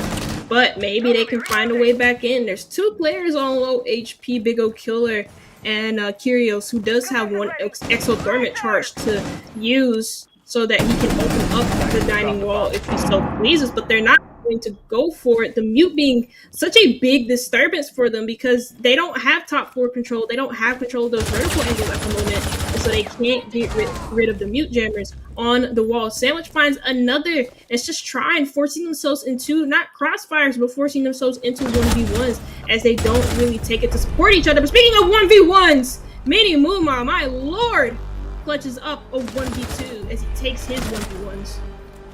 Well, that's an unfortunate ending right there for Ohio Northern. Again, the struggles on the defensive side just continue over from Theme Park. They're going back to Wine Cellar now. I mean, this did sort of work out in their favor last time, despite a bit of a harebrained defensive setup. Pretty much running the same thing going into this. So they've got, well, actually some changes. Thunderbird making an appearance. Vigil in here as well, another roaming operator. And still adhering to the idea of bringing the Warden along, which perhaps if you expect them to use a glass again, maybe makes a little bit of sense just because that involves smokes. But otherwise, I fail to see the utility of the Warden here. I can kind of see it. They used smokes the last time that Ohio Northern played at this site, and so they want to use the Warden in order to see beyond those smokes. And also, sometimes Trine will use their flashes as well, and they're going for the smoke play again because the glass is coming out. So the Warden is going to be looking to counter that play by using his own utility in that sense. So I understand it. I kind of get it to some extent. Do I like the Warden pick? Well, I don't like him without a Nitro Cell. I'll tell you that. Yeah, I think that's fair. It's just it's a little awkward. I mean, the shields provide obviously utility, and in this lineup where you have no other shield, perhaps it's a necessity. But I don't necessarily know that he's the shield operator, the shield bearer that you want to have in this particular scenario. That said, they are running the glass, which means that smokes are very much in the picture. Marquini here actually setting up that potential kind of hold position here for a glass if they want one. Marquini then actually playing off the breach with the window in frame so they can get a decent idea of what might be waiting for them on the other side. And I will give credit to the members of Ohio Northern. This is one of their most sensible uses of shield operators they can muster. There's Watchshell who strikes, and then Squirrely who strikes back on the other side, and all that discussion of Warden for nothing. He's down very early as the plant comes in. Plant comes in a 4v4. Marquini's down, so Plant is actually off as we see Ohio Northern make great use of the vertical control that they're given, but all it took was a player rotating to that window that Squirrely was at to take care of the vertical angles, and that only took 2 players dying, 2 players be taken out by Watchland for them to actually be able to do that. Sandwich finds another, but Glass is still being flanked, doesn't look behind him until it's too late, doesn't have his gun up, and now it is Mini Muma in the 1v3. Well, that will be, I think, perhaps the end of the round here. Mini Muma has been a killer to be sure, but I don't think he can win a 3-person duel with verticality as part of the equation. Got some soft pings in here as well, which will certainly help. He does manage to get D-Machine down. The odds now increasing that he could be able to pull this off. I say that, and I didn't realize that Sandwich is down as well, so it potentially turns into a 1v1 here with 48 seconds left on the clock. Well, that's a lot of time to work with. Hanging around the corner is Otters. Moxberg in hand, tries to swing it, won't find it. Mini Muma continuing to chase across. Look the other direction, but no! Loses him in the destroyed wall, and the shotgun blast will put the attacker down. Yeah, I'm in shock. Usually, a Mossberg from that range is a hit or miss, and I'm surprised that he took that gunfight with such confidence and was still able to win it out, because initially I thought I thought that Thatcher was in a very good position to be able to capitalize off of that. I thought he was in a very good position to be able to actually kill him, to confirm it. And he wasn't. It was just, he was actually, and he just, you know, again, Mossberg is 50-50, and it just so happened that that 50 was the one that damned not Ohio Northern, but Trine in that round, as Ohio Northern, well, they get a second. But I mean, that the basement defenses have been working out pretty well for them. Try and go for the same attack over and over again, and Ohio Northern have a perfect response to it. Yeah, it's definitely a bold 1v1 to end the entire match. Like, let's be honest, it wasn't a situation that we see that often, and I do think that one little shred of wall there that was sort of blocking line of sight probably was the deliverance of the defender, because it just messed up target acquisition. But regardless, Ohio Northern pulls out another one here and stands on the cusp of at least turning their defensive half into a 3-3, which for a map like Chalet isn't a bad look. Trine, I think, still has the advantage here. They just really need to drive that home this round, push it into a 4v2, and then they can walk away in their defensive half. Squirrely starting it off with the scout from the Gemini, getting him a good idea of what lies ahead. And if they do intend to clear from this side of Master Bedroom, they will certainly have a long way to go before they're in a point where they can effectively threaten either of the bomb sites. Ooh. A good read there for Mini Mumai, having the drone on Day Machine for a while, but also got to keep in mind that there is a player on that half also. He has to keep droning out that room completely until he's sure that he can go in there safely. Also waiting for his teammates on the other side of the map to apply some sort of pressure on to this extension that we see from Ohio Northern as the Echo drones come out to support the roamers, and the Alibi just running away in the nick of time from being killer's line of sight. Well, still a 5v5 here. Not for much longer, though. Sandwich getting pinged early on. Will be put in the down but not out state, and I'm not sure they'll be able to get much of a res. Oh, they will. That's a risky one, though, because the position there for the Echo not particularly good. The Iguana going to work right there, opening things up, and it's actually D-Machine who dies next. Squirrely has very good coverage from this window, looking out at the blue, throws one grenade over in the general direction, finds nothing, and it's time for another round of Geminis, which gets immediately wasted by Sandwich, who's still holding that long angle over towards the balcony window. Yeah. All it takes is for a little kiss on Sandwich's cheek and he falls apart. More specifically, it takes one AR bullet from one of these attackers and he falls apart. At the moment, though, Trine have a good amount of control, but Ohio, Northern are still kind of just hanging around a little bit. Sandwich has finally been dealt with from Marquini in that dining hallway. And now, well, Trine have something to work off of here. They can easily take the half here, 4-2, but they're going to take their time yet again, giving Ohio Northern the respect that you normally would see teams give each other. As they continue to drone out, they continue to take their time.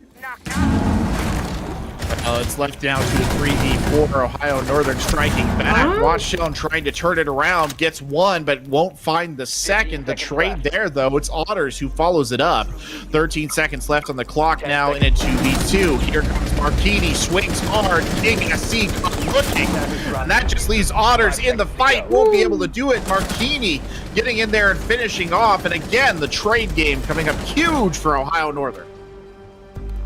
Yeah, I mean, that's something that you can say here for Trine that you can't really say a lot for Ohio Northern, as that Trine have players who, when it comes to clutch situations, they're able to find a way to actually clutch it. You know, we've seen Watchland come close so many times but not be able to complete his clutches. And then we see players like Mini Muma who's stuck in 1v2s, or like in that situation, Marquini, who's like in just a 1v1, yes, but he still has to hit his shots. He still has a 1vx to clutch, and he does it perfectly well. And Trine take the half 4-2, now going to Bar Gaming as their primary site choice here.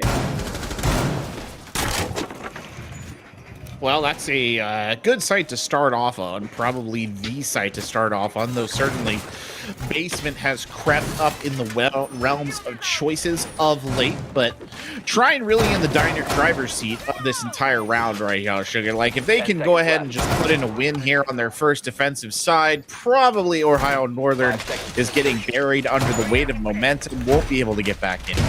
But if Ohio Northern can pick this up, I think they actually might be able to at least turn this into a tie for the moment. Of course, some very strong operators left on the board. You're seeing one of them on your screens right there for a moment. It is Azami, who has those kunai barricades that are very, very effective and basically just kind of provide shielded hard points on the fly. Clearly, Ohio Northern having a challenge cut out for them, because Trine knows exactly the kind of setup they want. Activating drone. Yeah. Talked about Azami a little bit on Theme Park. I think it's prevalent to talk about her in a map like Chalet. It's kind of like she works similarly on Chalet as she does on Border, for example, where she does see her ban rate kind of get lifted a little bit too. Extensions are very, very powerful on extensions where the defenders need to deny as much map control as possible. But Ohio Northern, they're going to be taking that initiative to step right on inside of the map. A minute has gone by, but still, they're making good progress. Well, now this falls onto how, like, they deal with the extension, they deal with these players, and well, so far, not so good for Ohio Northern. They give up that first pick due to a long ankle from Squirrely from the library. 4v5 in favor of the defenders, and that's the kind of start that you don't want to see. Out comes yet another kunai right there. It exists for the briefest of moments before another one has to be thrown to make something happen. Mini Muma getting thrown out right there. Still has the shield intact, though, so there's nothing wrong with the defensive position. In fact, the defensive position at the top of the library stairs is just pretty much inviolate at this stage. I'm not sure how they're going to be able to get around it even in the slightest. Biddy Muma now shifting position ever so slightly as Kyrios Mars takes that DMR and goes for a long sightline push. Kyrios Mars now switching back over to the remote camera to give themselves a little bit of a looky-loo at what they might experience. Less than a minute left on the clock now for Ohio Northern, and that starts to make them force this. Watch Shown does actually get a kill, but it does feel like too little too late. No way, Watch Shown gets another one, clips Kyrios Mars wings right there. Watch Shown challenging onto the shield, picks up a triple kill. Very good play from the Zofia. You see the push there, adjusting from Ohio Northern, the player coming in through the main window of Library and just giving them the pressure that Ohio Northern desperately needed, but well, they have to deal with the players inside before we can think about them winning this round. Watchland on very low HP, doesn't have that withstand ability that was taken away from Zofia so long ago, but is able to find a 1-for-1 trade. All Marquini needs to do here is stay alive for 6 more seconds, missing every shot, but it's a pistol whip from Day Machine at the end of the round. A little bit of BM, but Ohio Northern take it. Good kill there from Ohio Northern to finish it off, and that will push them forward a round. A good, important, too, round victory for them. Trine obviously going to be a little bit frustrated that they came out of the gate here on the defense and ran smack dab into a lot of hardship, but I mean, it's still a very close round, all things considered. We're talking about, like you said, a pistol shot at the tail end there, Sugar, to keep them in. To locate and defuse bombs. Yeah, I mean, it was a good, from Trine's point of view, that was a really good top 4 hold from them as well, albeit the pressure from Library came a little bit later than it should have, and like Squirrely's able to get a kill because he's standing in the middle of Library with nobody holding Library window from Ohio Northern side because everybody's pushing from piano and Library hallway window instead of pushing the actual window in Library, but I digress. Trine. Gonna go back to the same site yet again. And it seems like they want to go for the same hole because there was nothing wrong with their hold. It just, at the end of that round, maybe they just overstayed their welcome on the top floor when they should have backed off. They didn't. And Ohio Northern took full advantage. Yeah, lesson to be learned there about overstaying your welcome in these kind of scenarios, right? You don't want to just, you got to know when to cut and run. You got to know when to push. These are just kind of rhythm and flow aspects of the game that you really have to get better with, right, if you're going to be a top-tier team. And it's something that I feel like Trine has done okay with throughout most of this match, but they definitely are struggling just a little bit here. Otters come swinging in, kind of bull rushing into the solarium right there. Will manage to meet up, though, with Sandwich on the other side. Flash grenade going in, the Lion King coming out almost simultaneously. Good kill right there, but of course the trade in position. Mini Muma here finishing off Otters, and again, the trade game just continues to be incredibly advantageous for the members of Trine. Now Ohio Northern really starting to apply the pressure towards the library hallway, and this is one of the decisive choke points of the map. It's going to be an absolute bear for them to get Kyrios Mars out of this, especially with that DMR in hand.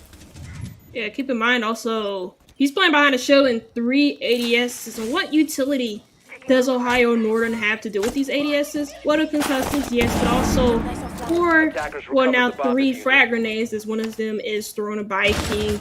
And again, you still have 3 ADSs that you need to deal with. And of course, you don't want to waste all of your nades on this one ADS, so it's going to be a chore to really remove Kyrios out of this position on the top of library stairs. The drones do come out. They already know he's in this position. They know he's playing behind the shield. He has no reason to move because, again, the shield stays up, those ADSs stay up, and it's just a recipe of disaster so far for Ohio Northern. They really have run into a brick wall here. Yeah, this library hallway defense has killed them, and I mean, this is the entire point of that defense. Now you see a more direct challenge coming in here. Dangerous, though, for Sandwich to be in this position. That's not a good place to take these gunfights. You can see already Kyrios Mars has a pretty good idea of how they need to set up. Could just pop up and secure the kill almost immediately. Nearly goes for a second, but will hold off on it. 2v4 now as the shots are rattling off the shield. Kyrios Mars just continuing to stack up here. Really can't be challenged by any single member of the Ohio Northern squad that's left. They just don't have options in the tank. D-Machine and Wartshell are the only ones who are still in it. We've got Martini down in the low ground, Mini Moomaw with a crossfire angle here, and the library hallway still intact, and they're going to go for a full reposition. But they only have about 12 seconds left on the clock to make this work. They start to move in. D-Machine absolutely canned right there, and then Watchshell taken out from the stairs. Good kill for the final act. And that, I think, is going to perhaps spell the end here for Trine, or I should say for Ohio Northern. I just don't know what they have left to play with here as we go into this match points or round to determine whether we're on match point or not. Yeah, that last round just came down to the fact that losing the Lion early on really screwed them over. And I'm not talking about like the EDE skins. I'm not talking about any of that. I'm mainly talking about the flashes. They really needed those flashes to help them burn those ADSs. But again, they didn't really, even if they kept the Lion up, they didn't really bring a lot of utility to be able to deal with the shield on the top of the library stairs, the library hallway anyways. And he just got screwed up from a crossfire from the top of library stairs and also from the top of mezzanine as well. And they tried to force themselves in the basement up those main stairs, but Trine, they were already prepared for it. And like I said before, when after they lost that last round on that same site, there was nothing wrong with their setup. It just so happened that they overstayed their welcome on the second floor. This time they stayed on the second floor for the whole entirety of the round, but they had good reason to, because they had a really good shield set up in those power positions that I was just talking about. So really good stuff there from Trine, and now they're going to Office Master Bedroom. And this is a site that I said doesn't get a lot of play, and for obvious reasons. It's just not a good site to play on. It's a very uncomfortable site for defenders. Yeah, I think that's a very valid point. There are a lot of kind of ugly sight lines here. The rotations between sites are not particularly good either. You really only have one rotate hole that you can reliably count on, and even then it's usually covered by a gun from somewhere because it's right next to a master bedroom window. The build-up now coming in, you'll actually see it's a handful of operators working their way up from the basement as the Artilla Electroclaw is choosily deployed there by Martini. Azami on the roam looking for the initial pickup, absolutely wrecked by Watchstone, who uses the drone as bait in a very effective manner indeed. And they've got the drones to play with. They managed to keep a few of them alive here as this push begins to build up. Squirrely dying on the Azami, and well, that's a very bad pick to give up because the Azami has those rechargeable Kiba barriers that can be very, very crucial in wasting a lot of time. Even if you're not using them on the extension, if you're using them on site to just block the entrances and force the attackers into another area of the map where you have a lot of crossfires being positioned, that can be very damning for the attackers. But now since the Azami is off the board, Ohio Northern don't really have a lot in the way of a barrier stopping their tracks as they make their way around the map, and it looks like they're going to do just that. The Kaizum was smartly moved out of bathroom, and that's a very good decision for him because he could have easily died in that position. Actually, he doesn't move away. He gets it down. He does indeed get the down right there. Sandwich in the down, but not outstage, not dead yet. The members of Trine here holding up. Kyrios Mars will get the finish on Sandwich. Still 4v4 now. As you can see, King SC stepping forward into the breach. There is a defender waiting just around the corner. The gun gives it away. A telltale sign. The pre-fire comes in, and the shot must have just clipped King SC because he will not die. Watchshell very low now as Mini Moomaw botches the shot. Won't do it a second time. King SC taken down. And that leaves it at a 3v3, but in realistic terms, it is a 2 versus 3 because one of the members... Well, no, just as I spoke, Watchshell will get Zofia back up, so it remains a 3v3 with less than 30 seconds left on the clock. Yeah.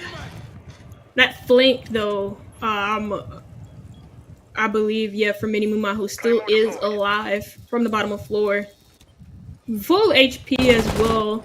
And there's not any, I'm going to assume that there's not any flank moves from Trine that are not Trine from Ohio Northern that's being watched as Kyrios does die. He's now going to go downstairs to watch flank is watching him. It's a crucial 2K in that round. And now the last player alive is Big O Killer. He has a player on the window, upside down window repel, player on prone. It's very good positions being played here from Ohio Northern, but it's Watchland and Solarium to deal with them at the end of that round. Well, Trine University so close here to finishing this one off and putting it to bed for the night. But they just can't seem to get the better of Ohio Northern here as they get right on the verge of match point, and Ohio Northern takes the round win.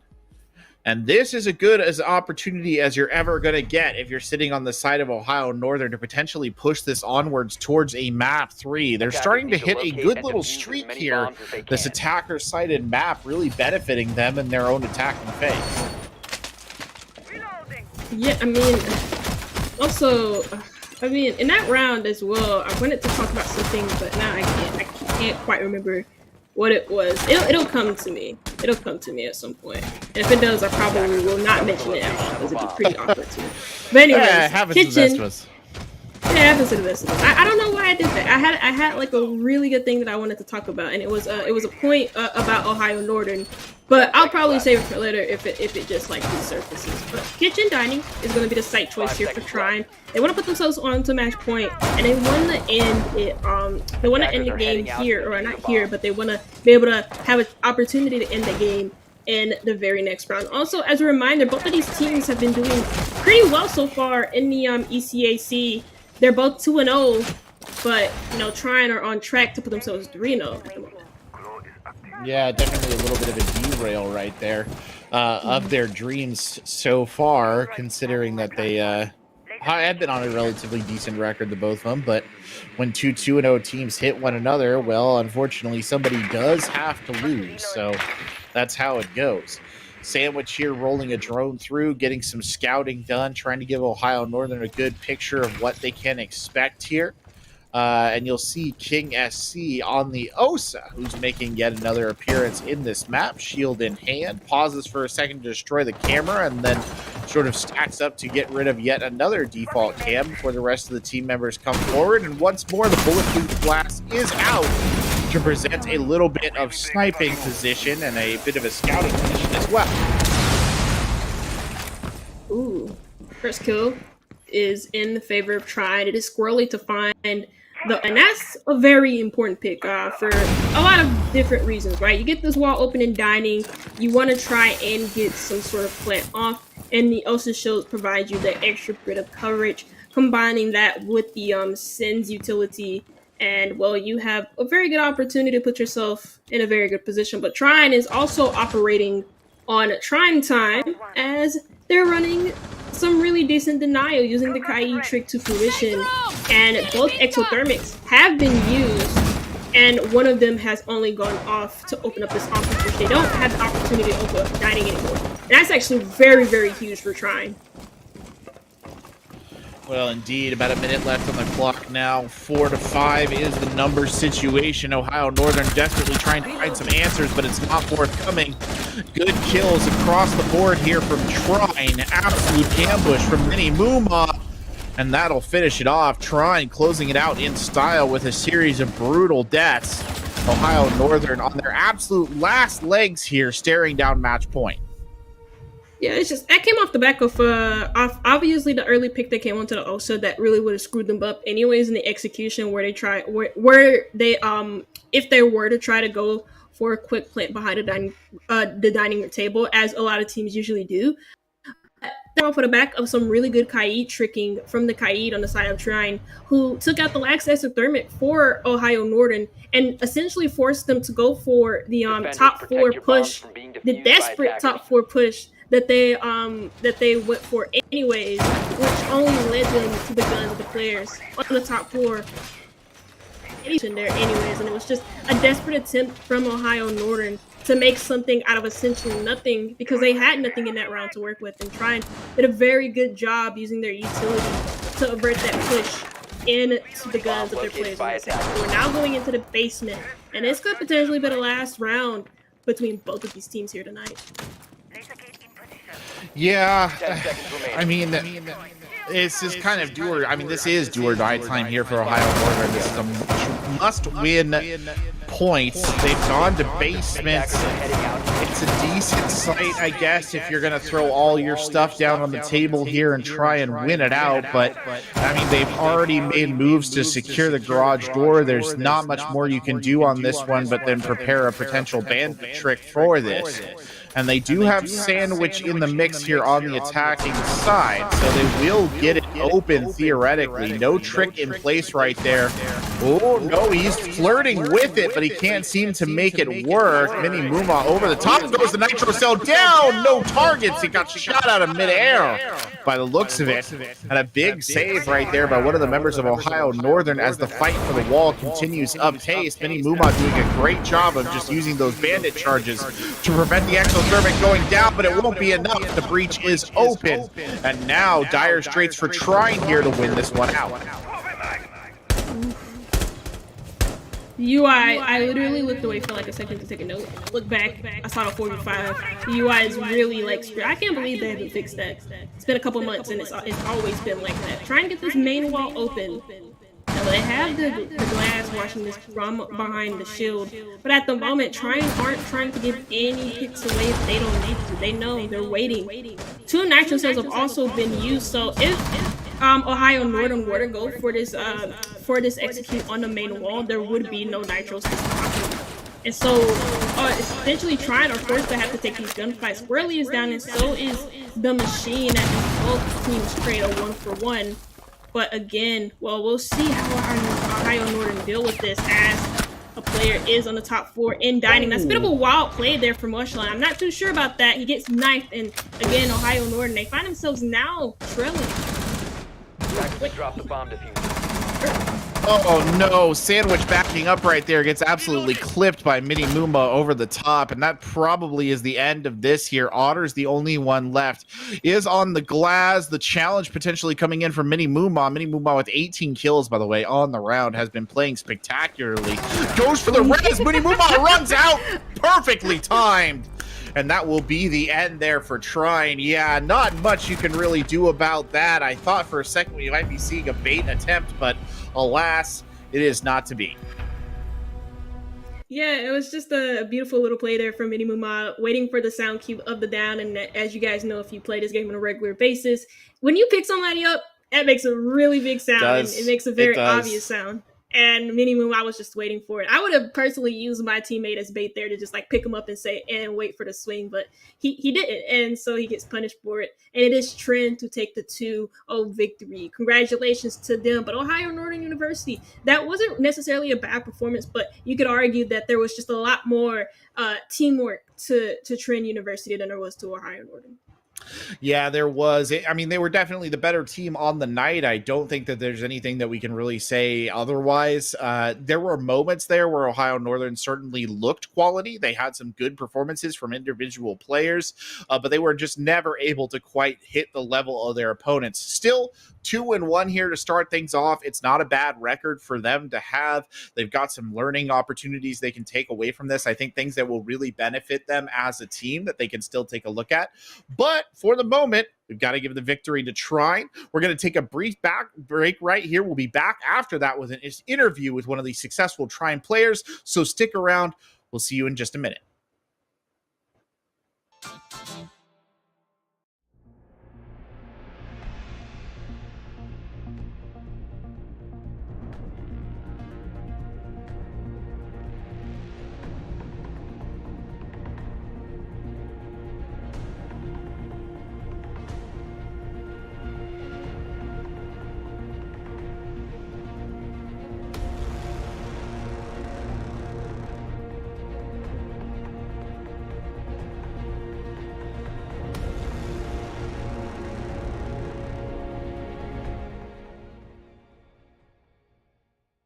Ain't accept and ignore, just kicking down all the doors. Guarantee you, boy, fast forward, it's gotta be real big. I gotta make it just for my kids, and for their kids, just kids. That's wealth years and years. Promise my brother soon as he out and finish this bid, we finna do it bigger than anybody ever did. The odds is real big, jobs that's real big. Satan trying a little, my God is real big. Stayed up on the grind on the cars is real big. I gotta do it big, the only way that I can live.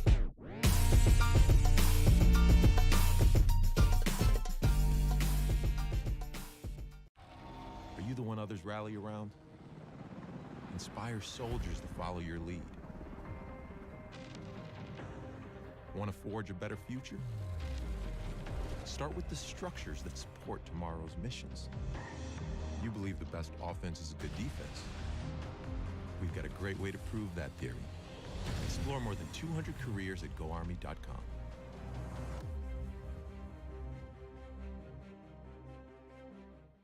Hey man, I just can't find a comfortable headset. I mean, I've tried everything. Literally everything. Sheesh, my brother. I got you. The HyperX Cloud 2 Wireless. Legendary comfort goes wireless. That is comfortable. Are you the one others rally around? Inspire soldiers to follow your lead. Explore more than 200 careers at GoArmy.com.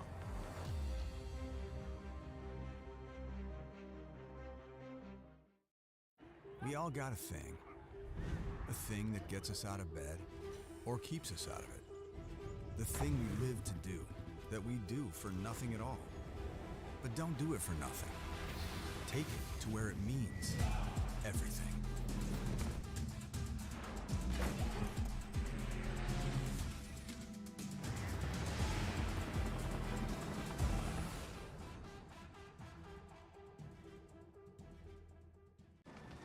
Becoming a leader is a choice. So if you want to learn to make big decisions, start with this one. Decide to lead.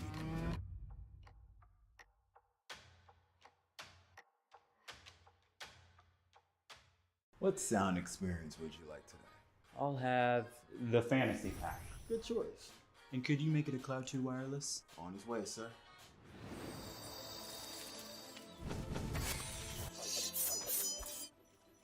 Sounds amazing. The HyperX Cloud 2 Wireless. Legendary comfort goes wireless.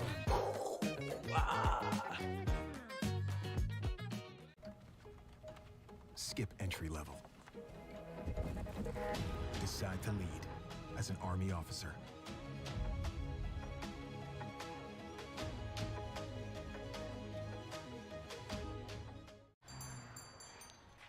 What will you like today? Another Cloud 2 classic? I'll stick with the usual. Maybe take a little bit off the sides.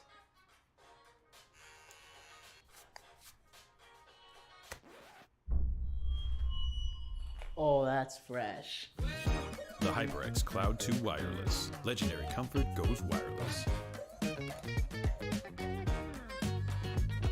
Hey, watch your head. You think knowledge is a powerful weapon? Here, you'll have plenty of ammo. Look to science to solve problems? Wield a microscope to confront global threats. You sometimes dream in code? Become a cyber attacker's worst nightmare. Explore more than 200 careers at GoArmy.com.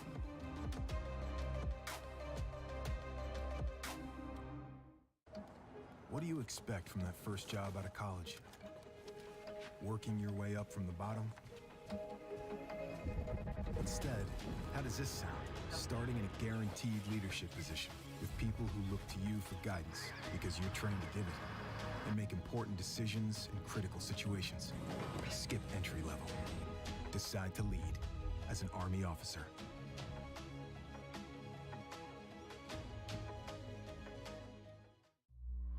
Becoming a leader is a choice not everyone wants to make. Because all eyes are on you. Calling the shots. Inspiring others to follow. In any environment, at any scale. It's not for everyone, but if you want to learn to make big decisions, start with this one. Decide to lead as an Army officer.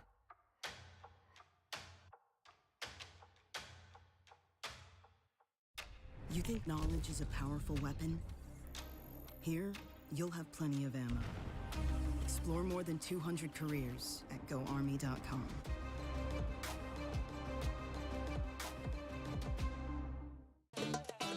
Y'all think too small, I got big dreams. You just starting, I'm way ahead at the end scenes. Started reading and dodging all of the quick schemes. Money like your Spotify, boy, I got 10 streams.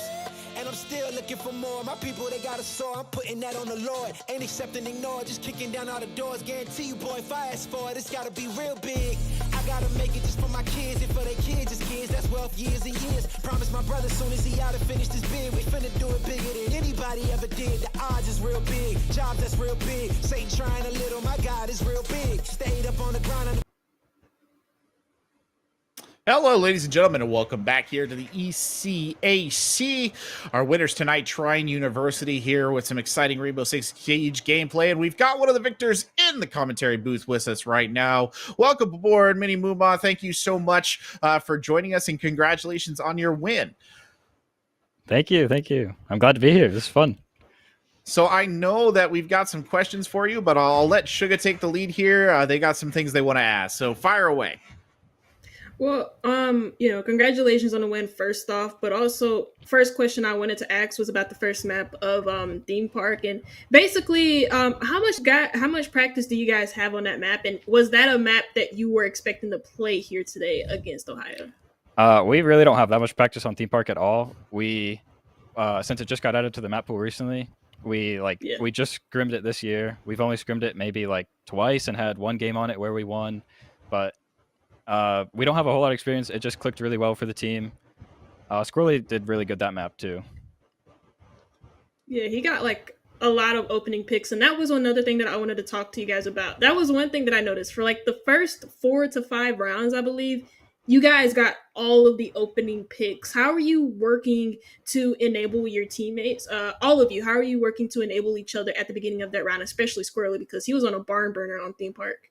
Yeah, I think Squirrely's just a good player. He likes to play aggressive sometimes, maybe a little too aggressive. We mess with him with that, but he's a good player, and he'll play out there where people aren't expecting, and he'll get that opening pick. Sometimes we'll play together as a team. Like I think one time on Chalet, there was an OSA shield. I impacted it, and he was already pre-firing it, and we coordinated that for that opening pick. We just playing in duos, we do really well. There was that round on Chalet as well where Squirrely and I almost picked up that W on the round when it was a 2v5 after smoking off the garage wall. Oh yeah, I remember that. The glass picks. That's yeah. Crazy.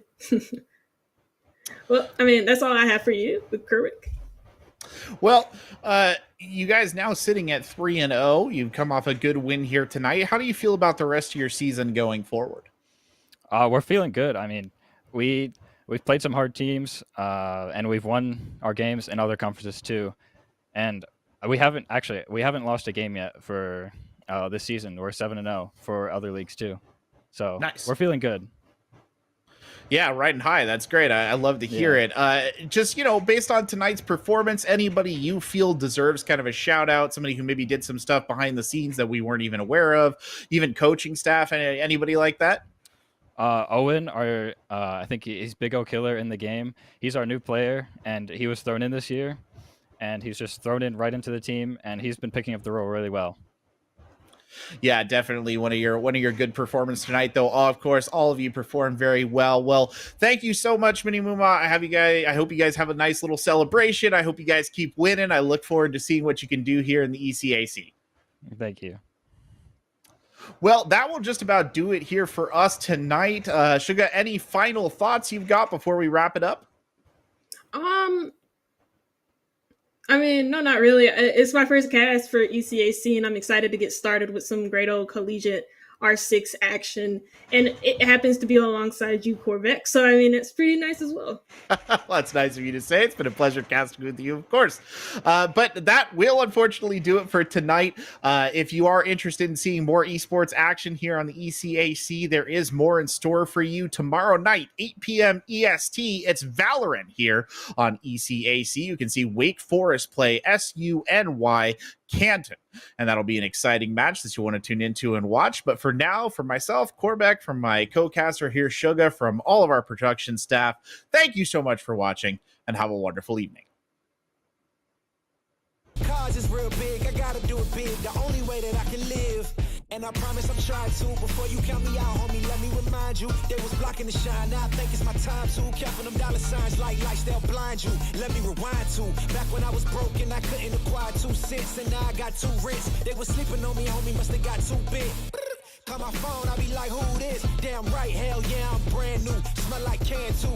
I'm fresh forever like canned food. Try and tell me what I can't do. I wanna see the world, my vision on Shamu. That mean I got goals that's real big, foes that's real big. Y'all offer too little, sorry, my soul is real big. Coming into the ring with blows that's real big. I gotta do it big, that's the only way I can live.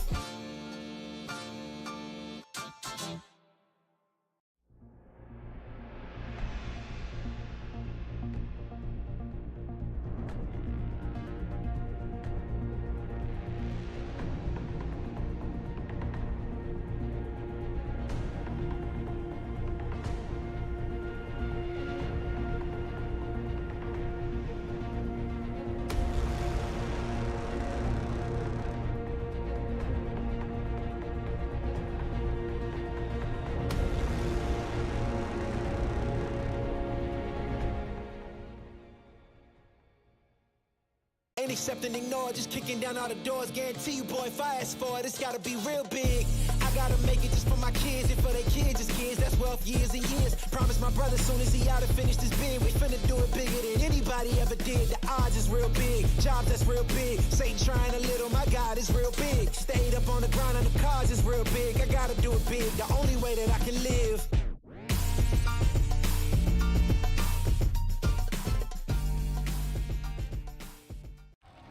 Are you the one others rally around?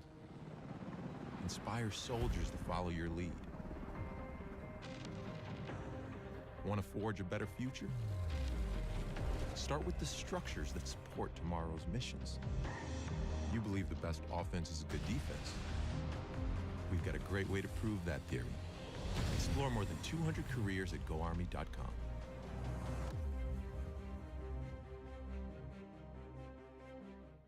Hey man, I just can't find a comfortable headset. I mean, I've tried everything. Literally everything. Sheesh, my brother. I got you. The HyperX Cloud 2 Wireless. Legendary comfort goes wireless. That is comfortable. Are you the one others rally around? Inspire soldiers to follow your lead. Explore more than 200 careers at GoArmy.com.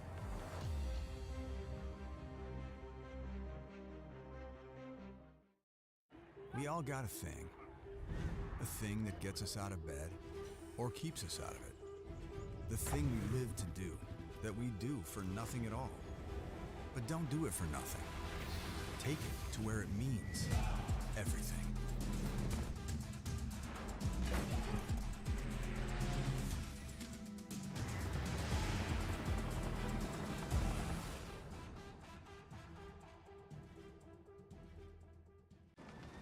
Becoming a leader is a choice. So if you want to learn to make big decisions, start with this one. Decide to lead.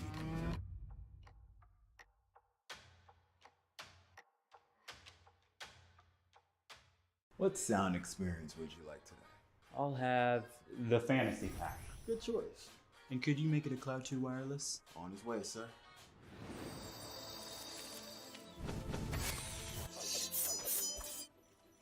Sounds amazing.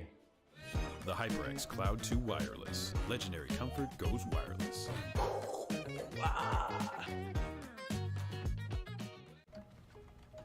Skip entry level. Decide to lead as an Army officer.